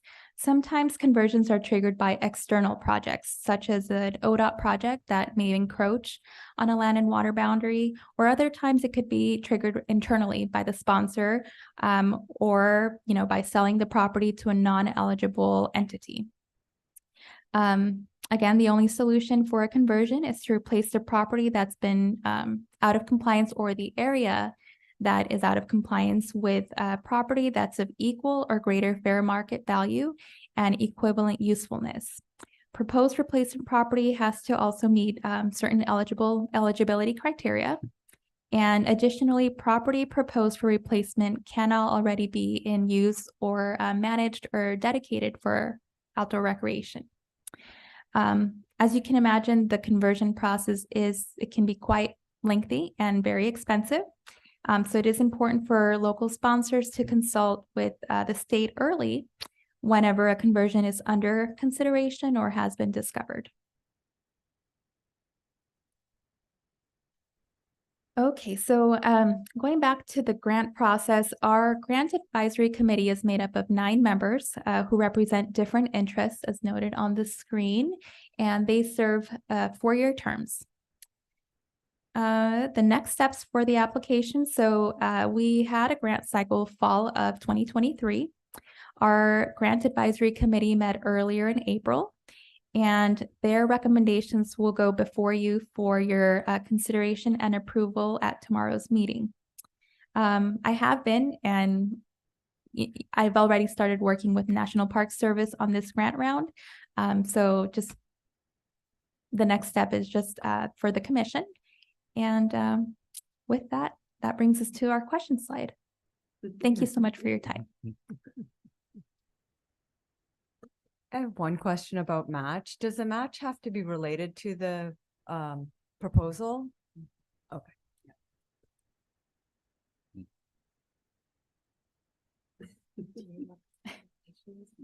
Which National Park Service offices are you working with when you're sort of engaged in the day-to-day management of the program? Is it DC, or is it a regional office? No, so they have a couple of different regions. We're currently assigned to the Omaha, Nebraska office. Mm, That's right around the corner. And Yeah. yeah, It's part of the West Coast. yeah, Omaha, Nebraska. They recently opened an office in Denver, which we expect we may be transferred sometime. Yeah. But I love the person I'm working with, so I'm okay Yeah, with the Omaha office. yeah. Well, then, okay. So it didn't come up, but maybe Naomi and Michelle, you can talk about some of the national issues that we're experiencing with the state side and the changes that are going on there and some of the Nestorlo NASPD conversations and some of the projects. And so NPS has gone through some pretty significant staff turnover in the last year and Yeah. leadership changes, and trying to get these projects out to the door and to communities has been extremely challenging, and it's little nitpicky things. I mean, we're probably not the worst state, but there are definitely, and not because of anything that we're doing, it's just the program, the age of it, and how antiquated it is, and some of the stuff that we cannot get through, so that the program is a little bit. So you might want to just share a little bit of that. Yeah, correct. So, yeah, I think what it is that we have these, we have the Land and Water Conservation Fund Act that comes with laws that we must follow, and the interpretation of that manual that goes with this and the laws can be either flexible or very, very strict, depending on who's in leadership of that program. And so there's been a big change in leadership there. They're adding a lot of staff. And so I believe that's working in a good direction, but that doesn't really take away some of the stuff that is a little bit shocking to anybody who maybe like is in a city where they get this grant for the requirements. But it seems like we're getting, at least on the grant side, we're getting grants through a little bit more, and Naomi does work directly with these folks. So Is that Yeah, but- after you have approved the grant, then NPS looks at what you've approved or what you're recommending, I guess, and then says, well, no, that doesn't fall in line with our manual, or is that Yes. correct? I'll let Naomi answer that, but I think Yeah, so I've already started working with our program officer in anticipation of the grants that will be hopefully approved, just to prepare them for review through the State Historic Preservation Office, which in the last couple of grant cycles, lots of surveys have been requested, which has added to the timeline of when we can receive awards. So if I have questions of eligibility, I can always, and I have talked with our program officer to make sure everything is in line. And so we're in constant communication. We meet every other week, and sometimes if need be, we might talk in between. So there's a good relationship there. I guess I'm trying to figure out like where the hiccup is in terms of it's just staff turnover, and it's based on who's interpreting Yeah. those rules and regulations. It felt like we went through a pretty significant shift back there, and I don't know what triggered it. Like there was an audit, like there was something reviewed, and all of a sudden things became very literal. There was no gray, and it would be things like interpretive signs that were always allowed. And I mean, we've done this for decades, and all of a sudden it was like, nope, those are not allowed. And so it was just the back and forth and the back and forth and the back and forth, and constantly being out of alignment to try to actually implement. Yeah, I think there's issues on both the compliance side. So the compliance side is obviously really arduous, no matter what. And so it doesn't help then when you have really very inflexible look at the guidance for the compliance part and replacement property. So that's one thing that slowed things down. On the grant side, they had staffing issues, so they have to do, like NEPA and 106 review and tribal consultation. And so we might have everything. Naomi has everything done on her end. Ready to She's go. made sure the project is eligible. We've had our committee score it. And then we might run into, like many of our projects, some kind of, a survey needs to happen or something needs to happen, but it's not just us. So with our state programs, those things move pretty quickly. With our federal programs, there can be things that really slow it down. And so either we're working with staff that are really working hard to make that happen in a timely manner. That maybe do understand how local communities work and their budgets work and how, you know, they can't wait years and years for a grant.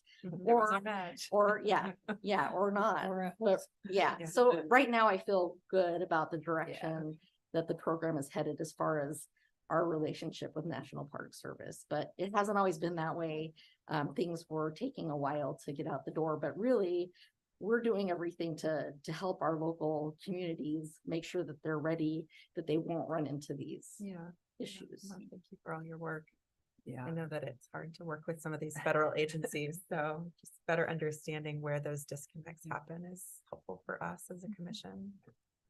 And it helped that there is somebody who did this job that went into the role, and it's just been waiting for her leadership to get, you know, and to get us the right representative and have somebody there, because we had really good support for a long time and then all of a sudden we didn't. And it's, I mean, we're in a good spot and I think it's coming along, but there are many states right now still struggling with pretty serious concerns around the program. Well, and then I think to answer, I don't know if it was Commissioner Dewar or somebody asked about, or maybe it was, I don't know, asked about how many people it takes. Oh, I think it was maybe online. How many people it takes to run this? I'd say like 5. And I've got, you know, like the equivalent of 2 FTE now, just started, like Naomi mentioned. So, you know, it's not just us, it's, you know, everybody's understaffed on this, you know, in perpetuity requirement. The really cool thing though is you see this team, they work across the lines to support each other. And I mean, if it was just the Land and Water Conservation Fund program, it would be a significant struggle, but they carry each other. The fact that you could sit here and do ATV and know it is hard question. You were sorry. It's good for her. She loves this. I don't mind. But so it's just fun to watch you guys come together because the communities know them. They speak very highly of them because they're out there. They know who they are. All of their programs intersect. They can actually have conversations about, well, it won't work for this, but let's get you here. Or they can connect them and, oh, an ODOT grant will get you there. Oh, this other federal grant will get you there. Like they know the world inside out. So it's really cool to watch you guys grow together. Thank you. Thank you for your hard work. Thank you. Right. Right. Stretch break before the next Anybody one. It must be tough to have a job where you give away money. Yeah. Not always. Year after year. That's work. Why don't we take 5 minutes, stretch our legs, grab coffee, cookies, I think are back there, and then we'll get on to the next piece. Hey, Jody. You're gonna need coffee. Mark. RTP, can you use RTP funds as your match for LWCF? Oh, yes, okay. Somebody question authority. Match, LWCF. Don't question my authority. Travel programs that allow. Okay, so on LWCF, if somebody already had it designated and had grass soccer fields and they want to go to turf, can they apply for turf fields?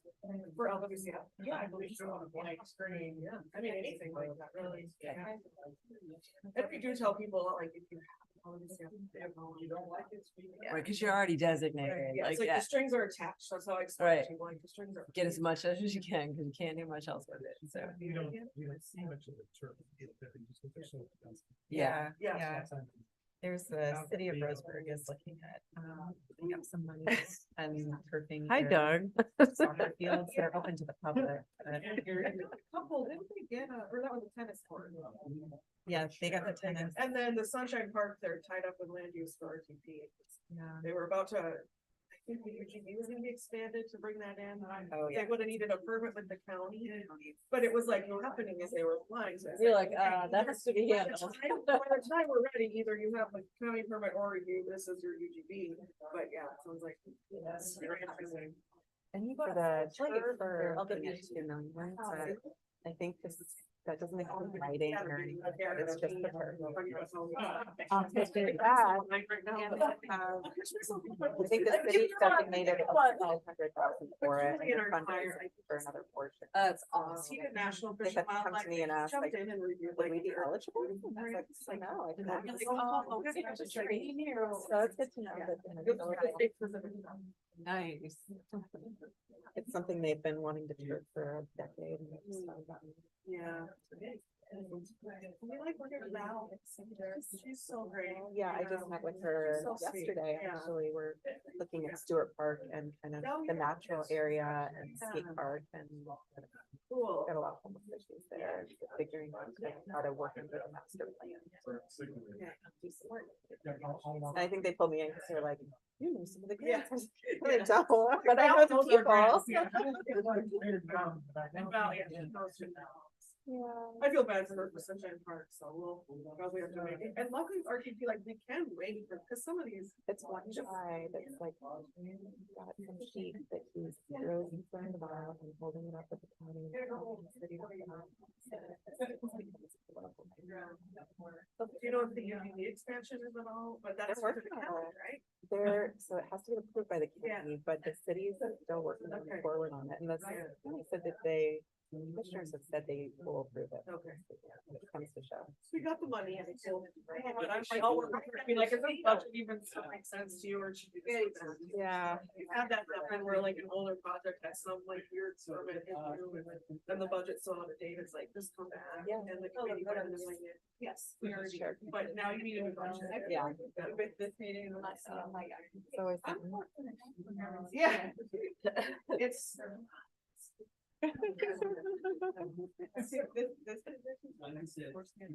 What was great? Thank you. This is Very wonderful. Really wonderful, thank you. Yeah. Nice job, guys. Yeah. Stand as long as I can, because once Gypsy gets started, man, I'm doomed.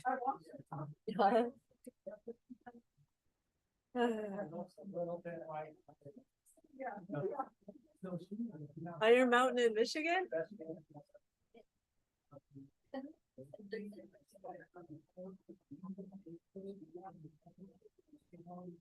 Oh, I better, I told my husband I'd, text him. Yeah, I'm gonna text him. Oh, he never looks at his phone.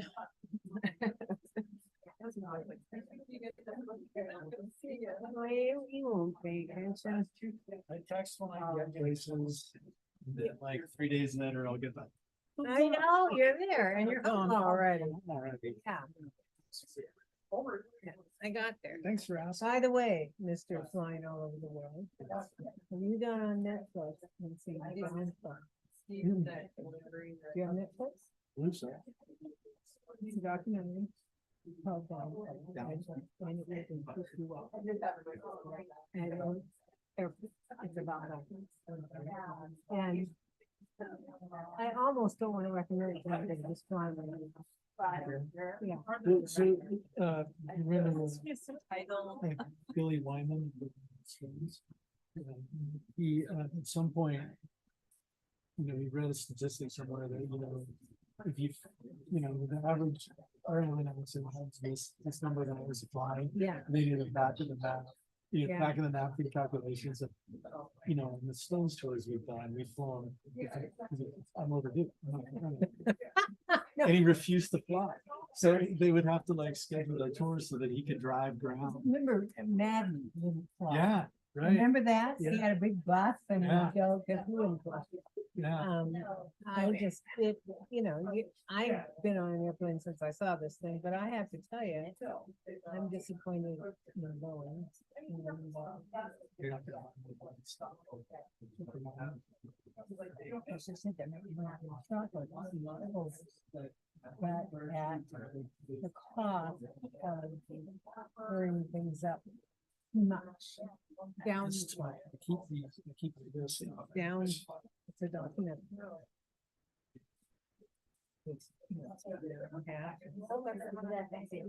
Yes, and Our I was committee reminded, were you with the Fozzie at I the was on the time? rail, I was running the rail. He's one of the heroes. Because he hired investigative staff. And He was the hero in there. they wouldn't have done anything if it wasn't for congressional Right, investigation. exactly.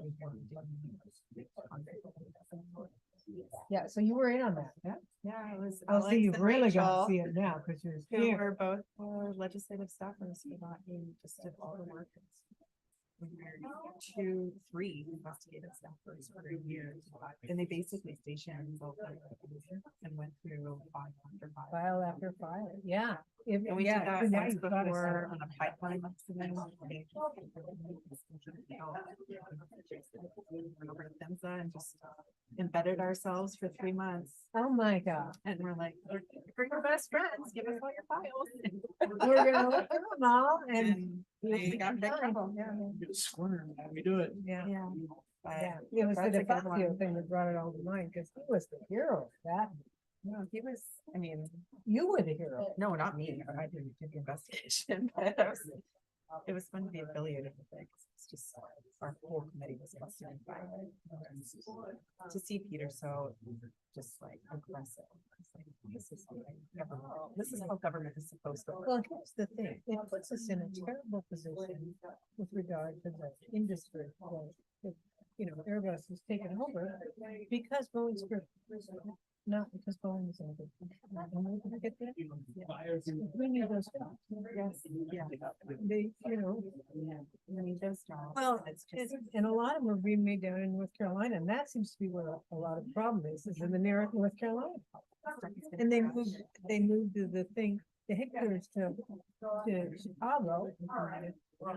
And so it's not like this supposed Seattle company. It's not the lazy name.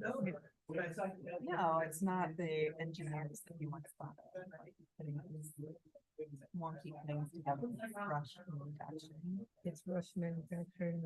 We ready? I'm ready. All right. Hey, guys, let's gather up. I'm gonna have to use this gavel. Yeah. It's out. Doug's back. Enjoy the sunshine while it's still out. Exactly. Hurry, let's get through. We can still go.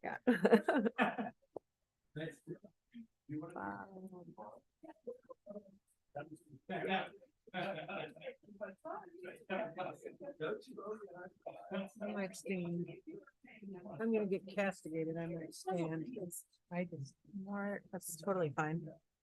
It's hard It's a to good say. place for me because of. Is this what's being projected?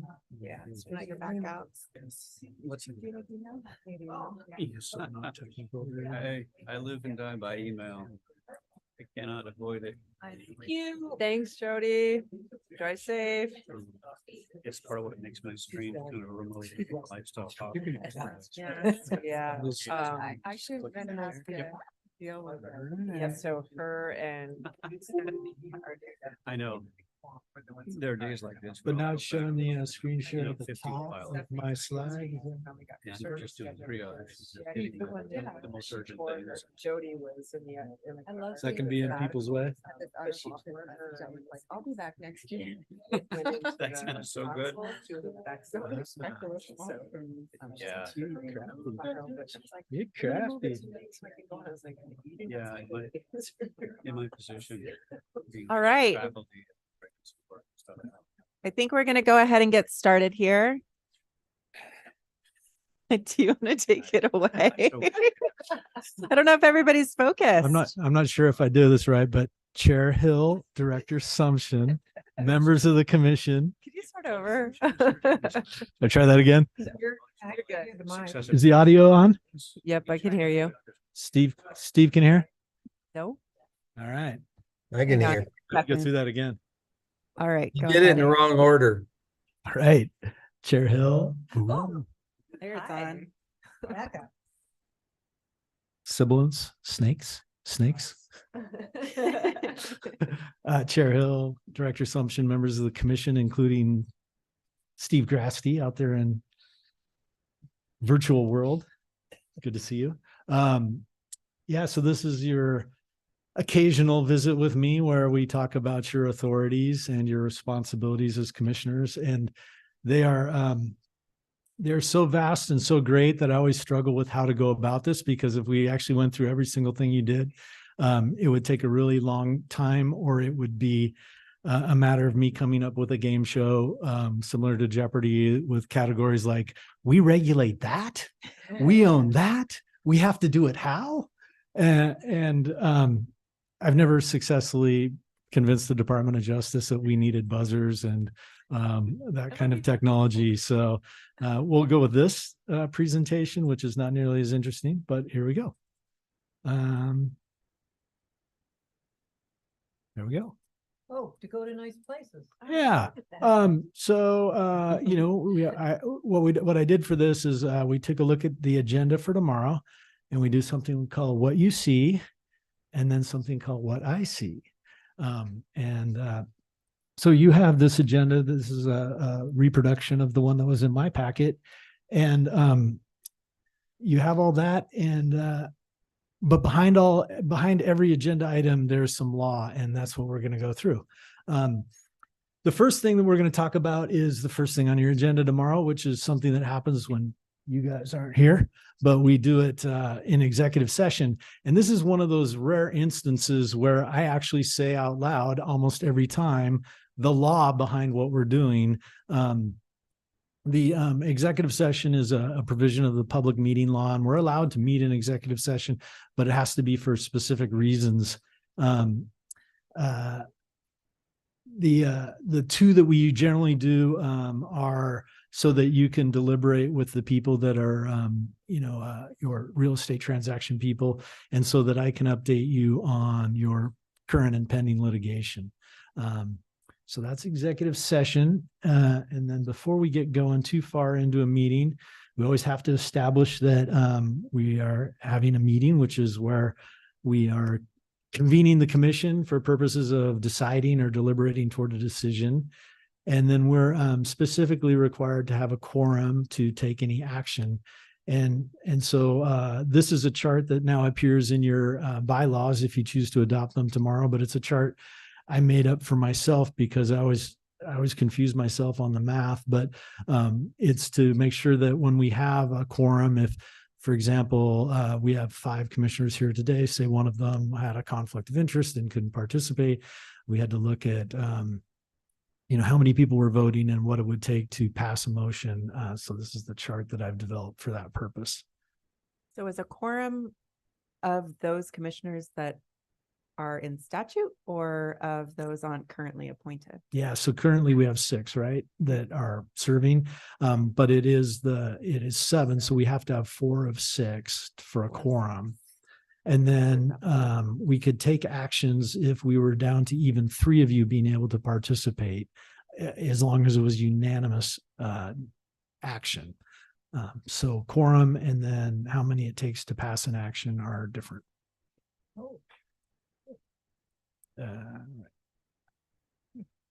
Right. So the first thing on your agenda is your approval of the meeting minutes. And we do minutes because we are required to by the public records or public meeting law. And there's specific things that we have to keep in our minutes. You'll look at your minutes in your packet, and you'll note that it talks about who was there, and we always record our motions and how they were resolved, whether they were passed or not passed. And then usually it'll just say, Commissioner Berger made the motion, Commissioner Doer seconded, and 6-0. But there are times when someone abstains or votes against something, we have to record that to show, for future generations how that vote went, because your minutes, like Land and Water Conservation Funds, live in perpetuity as a public record. Oh, stop. Yeah, and so we can do them. We can either have the recording or we can do written minutes. Now that we're on YouTube and getting dozens and dozens of viewers, we're actually accomplishing both. Vice Chair. Results of all votes of members, substance of any discussion on any matter. What does that mean? Yeah, so that would we're be a little skimpy on that in our meetings. Yeah, and in part we're duplicative in that we have both the written minutes and then if you notice in our written minutes we have a reference to where you can find that on the recording of the meeting. So the recording then Right. covers that. Yeah. So Okay, if I've wondered about that because our minutes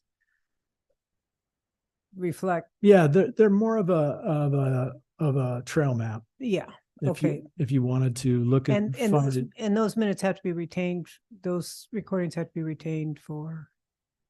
in For a perpetuity. couple more years until I retire. Our golden words. We save those on floppy disks. So if anybody wants to use those, they're going to be there for Thank you future for that. generations. I wondered about that. Yeah. And then, you approve your agenda, and the agenda is, it's also a requirement of the public meeting law. And it's so that when we put out our notice, that people are aware of what you're going to be talking about. But it's not so rigid that, we can't talk about other things should they come up. The purpose is a notice function to the public, so they know that if they read our agenda, they know what we're up to, and if they're interested, that they can attend or participate. As usual. Question. The approval of the agenda, is that a statutory requirement, or is that something we do in order to solidify it? Yeah, I think that's something we do.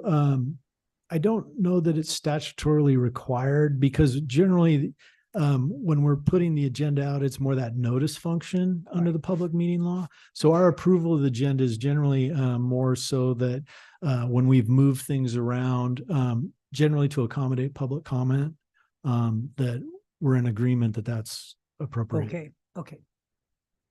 Question? I think Steve. Commissioner Grasty. Oh, Commissioner. Thanks. Do we ever compromise ourselves because we added a late agenda item and someone complains that it wasn't on the agenda? They complain later? I haven't had that experience where someone has complained. We generally, the notice we're required to give for a regular meeting is in advance, but you could call a special meeting on much shorter notice to address something. So I think we're comfortable adding something to the agenda with very limited notice, as long as we provide some notice, the best notice we can at the time we have to add it.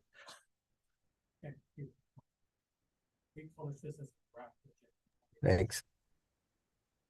Yeah, and Chris just pointed out that one of the things we do is when we publish it as a draft agenda, so that when you're approving the agenda, you're making it the agenda of the meeting. All right. Public comment. Do you remember why we have to do public comment? Because we're a public commission? No, Because we're we nice. we don't have to do it. It's voluntary. That makes you suckers. So the public meeting That's law. my favorite part. So the public meeting law is an opportunity to attend and witness a public meeting, but there's no guarantee in the public meeting law of your ability to participate. Now, that said, there are other laws that may require you to hear testimony on certain matters. For example, not this commission, but some commissions take rulemaking comment at the adoption hearing. You've already closed your comment before our rulemaking adoption hearings. When Commissioner Cribbins joins us, she can tell you that LCDC, they do take hearing public comment at their adoption hearings. You've taken comment that was required under your land acquisition or disposition policy, where you were considering the overwhelming public benefit standard. For example, the ban and exchange was an example of that.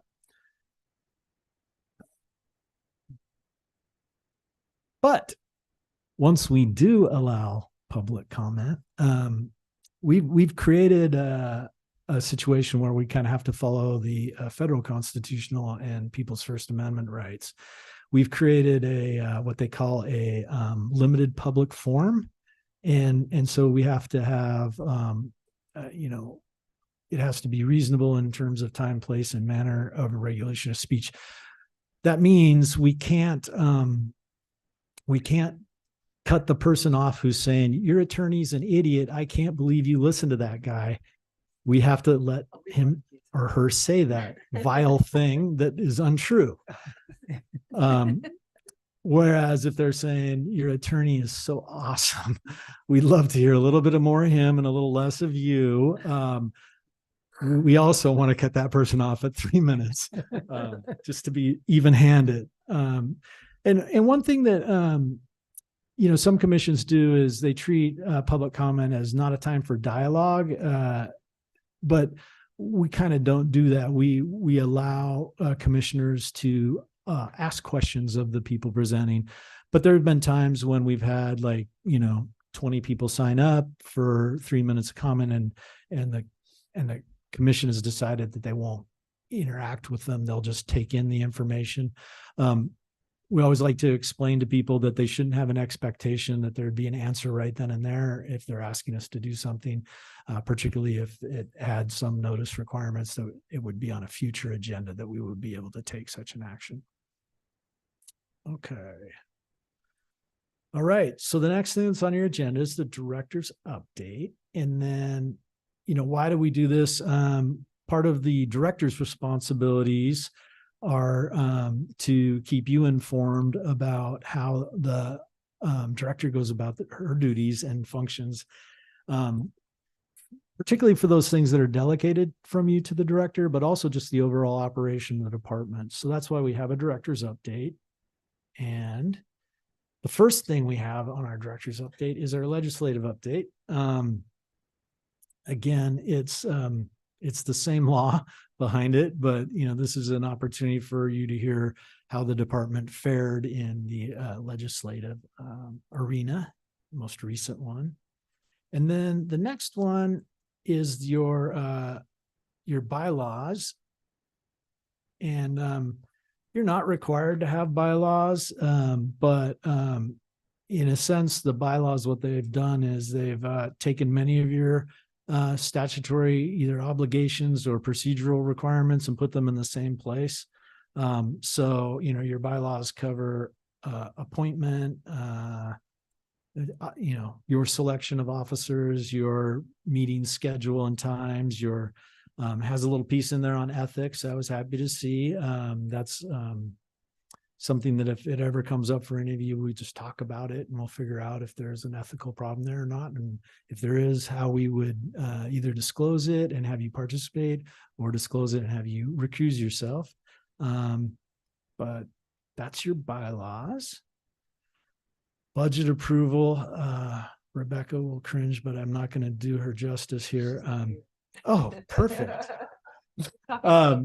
So, both Rebecca and Tanya would always talk to you about the colors of money. And so I just threw on a number of colors of money that you have. These are all discrete funds that you have within your budget, and they have to be used for limited purposes, and it can't be borrowed from one to the other and whatnot. And so that's part of your budget approval process. Now, couldn't find a great statute itself on the director's annual travel report specific to us. It's more of a general thing, and it comes from the Oregon Accounting Manual, and that's very small. But if you look on there closely with a magnifying glass, apparently there is a whole list of statutes that this policy is intended to implement.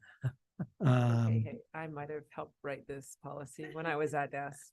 It is, I only put one page on there. I was tempted to put all 17 because it is so well written, so eloquent, and just a good read.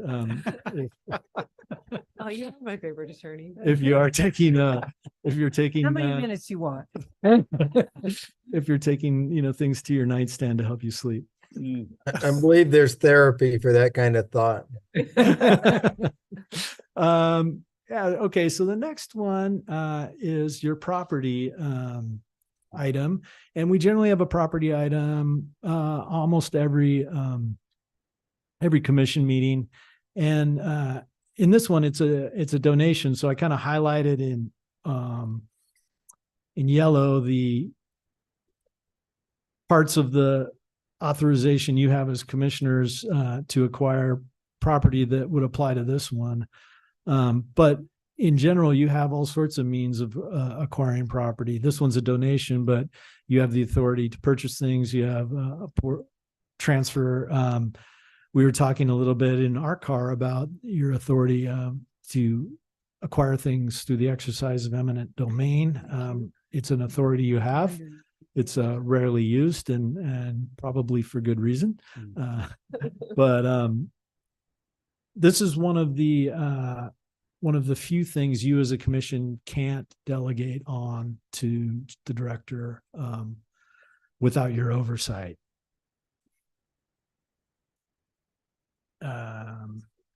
Next. Agenda item 6 was your ATV committee appointments.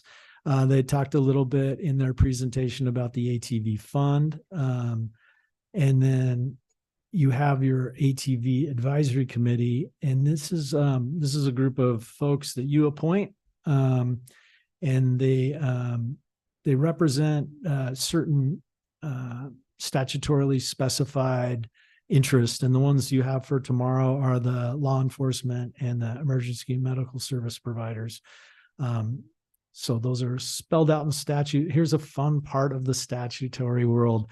If you notice in the third bullet down, it's 2L with a capital L. And if you look at the one below, it's 2P with a little p. They always capitalize L in the statutes, so it doesn't get confused with an I. Super interesting. Yeah. Yeah. Are we looking at the bottom to see the capital L and the bottom is small? Yeah. Oh. And you thought this was going to be a boring I know, yeah. presentation. Some of the tricks of the trade. Go. Yeah, that is not a typo. Things that I really learned. All right, we'll try to pick it up, get them more excited. Community engagement. You also have the recreational trails program. The recreational trails team departed, so you had a really good presentation on this, and it was very thorough. But this is a federal program, as you heard earlier, from Jody, right? And I was going to ask her. I put on here that this was part of MAP 21, but I think that's out of date. I assume it's the Infrastructure Act that authorized the new RTP funding. But as you heard earlier from Jody, this is that portion of motor fuel tax that's collected and then redistributed, and for the grant program she discussed. So that's the law behind that. And then you heard about from Naomi, you heard all about the Land and Water Conservation Fund. So again, my work here is done before it got to me, but it's interesting to see, what she highlighted across several slides. The thing I wanted to focus on in one slide was that 6F3 thing that you guys all discussed a little bit, which is the conversion provision, and that this is in perpetuity, and that once you've encumbered a area, it is encumbered forever unless you make the transfer to another property. Naomi also mentioned that in her bar graph, she showed that there was a spike in funding that happened, and that's the Great American Outdoors Act, which fully and permanently funded the Land and Water Conservation Fund. That was a long battle, and important for our agency to have that, fully funded and not be guessing going into each funding cycle whether Congress was going to fully fund it and how much money would be available to our local partners. And then your 6D item is the recreational hub approval. I tried to figure out what the law on this one was, and I landed on that this is your authority to enter into contracts for the operation, maintenance, and improvement or betterment of parks. So that's your contract authority. There is also a whole slew of laws on once you're going to do a contract that apply to every agency. These are the public contracting laws under chapters 279A, B, and C. And then you have your own administrative rules that you've adopted on public contracting. They're model rules in essence. But the really great part about contracts and public contracting and stuff from my perspective is that there's a whole section of the Department of Justice that does that. And I only read about them when they're in your commission packet. I generally don't have to read the contracts myself. Any questions there? All right, we're going right through our agenda. I know I'm between you and an afternoon, sunny afternoon on the beach. So you get your Heritage Division update. Heritage Division has a lot of law behind it. You have several actual commissions that report to that division. You have grant programs for that division.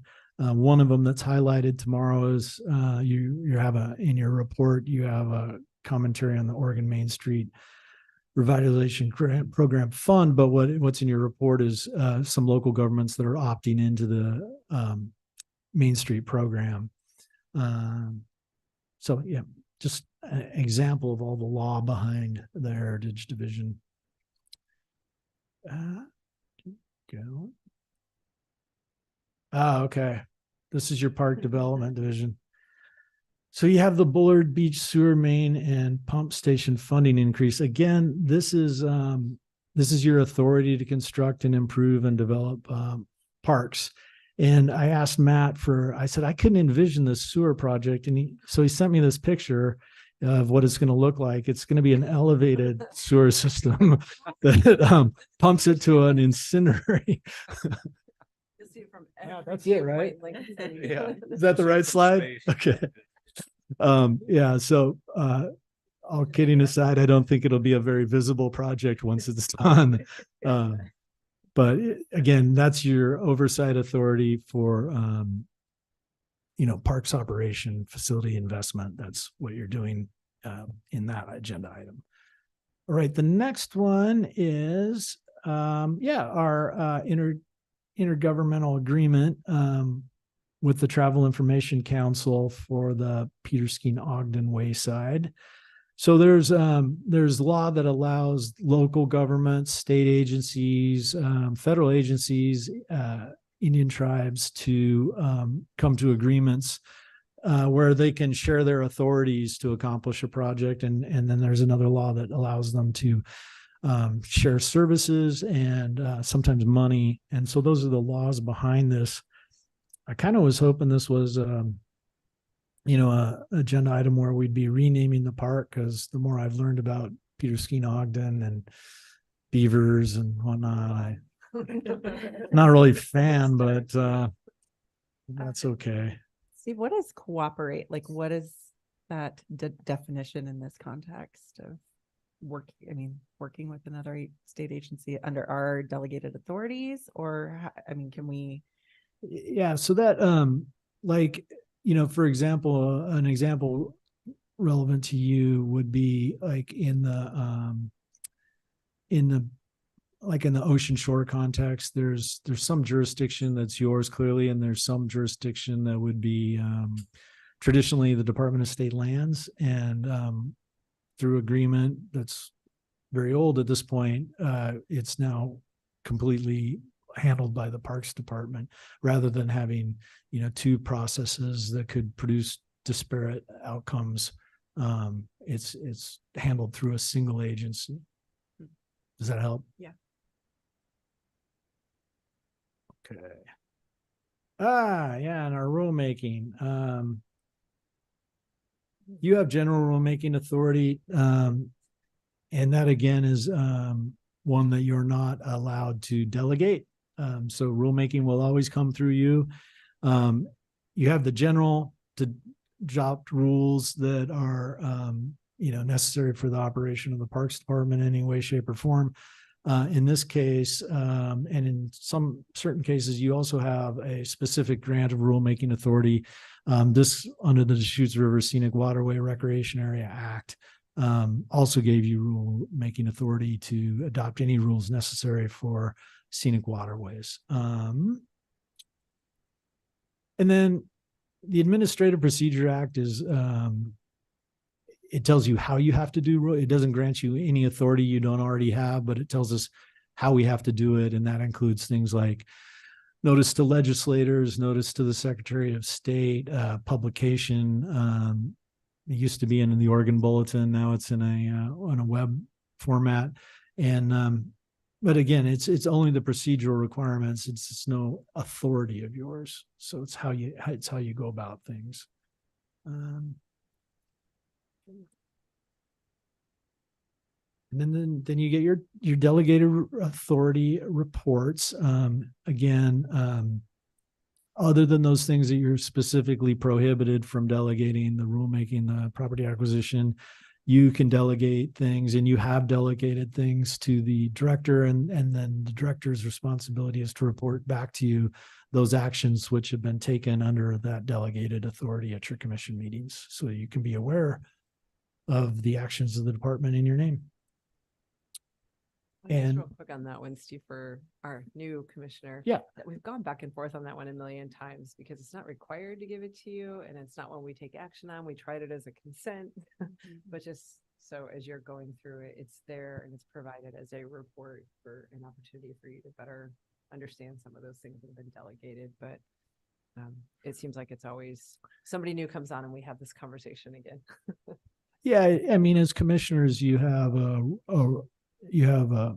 kind of a responsibility to be aware of the functions of the department, and you have a right to receive that information. So if you're, if you're thinking of your 3 R's, they're not the reading, writing, arithmetic. It's your rights, your roles, and responsibilities as commissioners, and that's what the delegated authority report really is facilitating. It's your ability to get that information, ask any questions you want, but again, you don't have.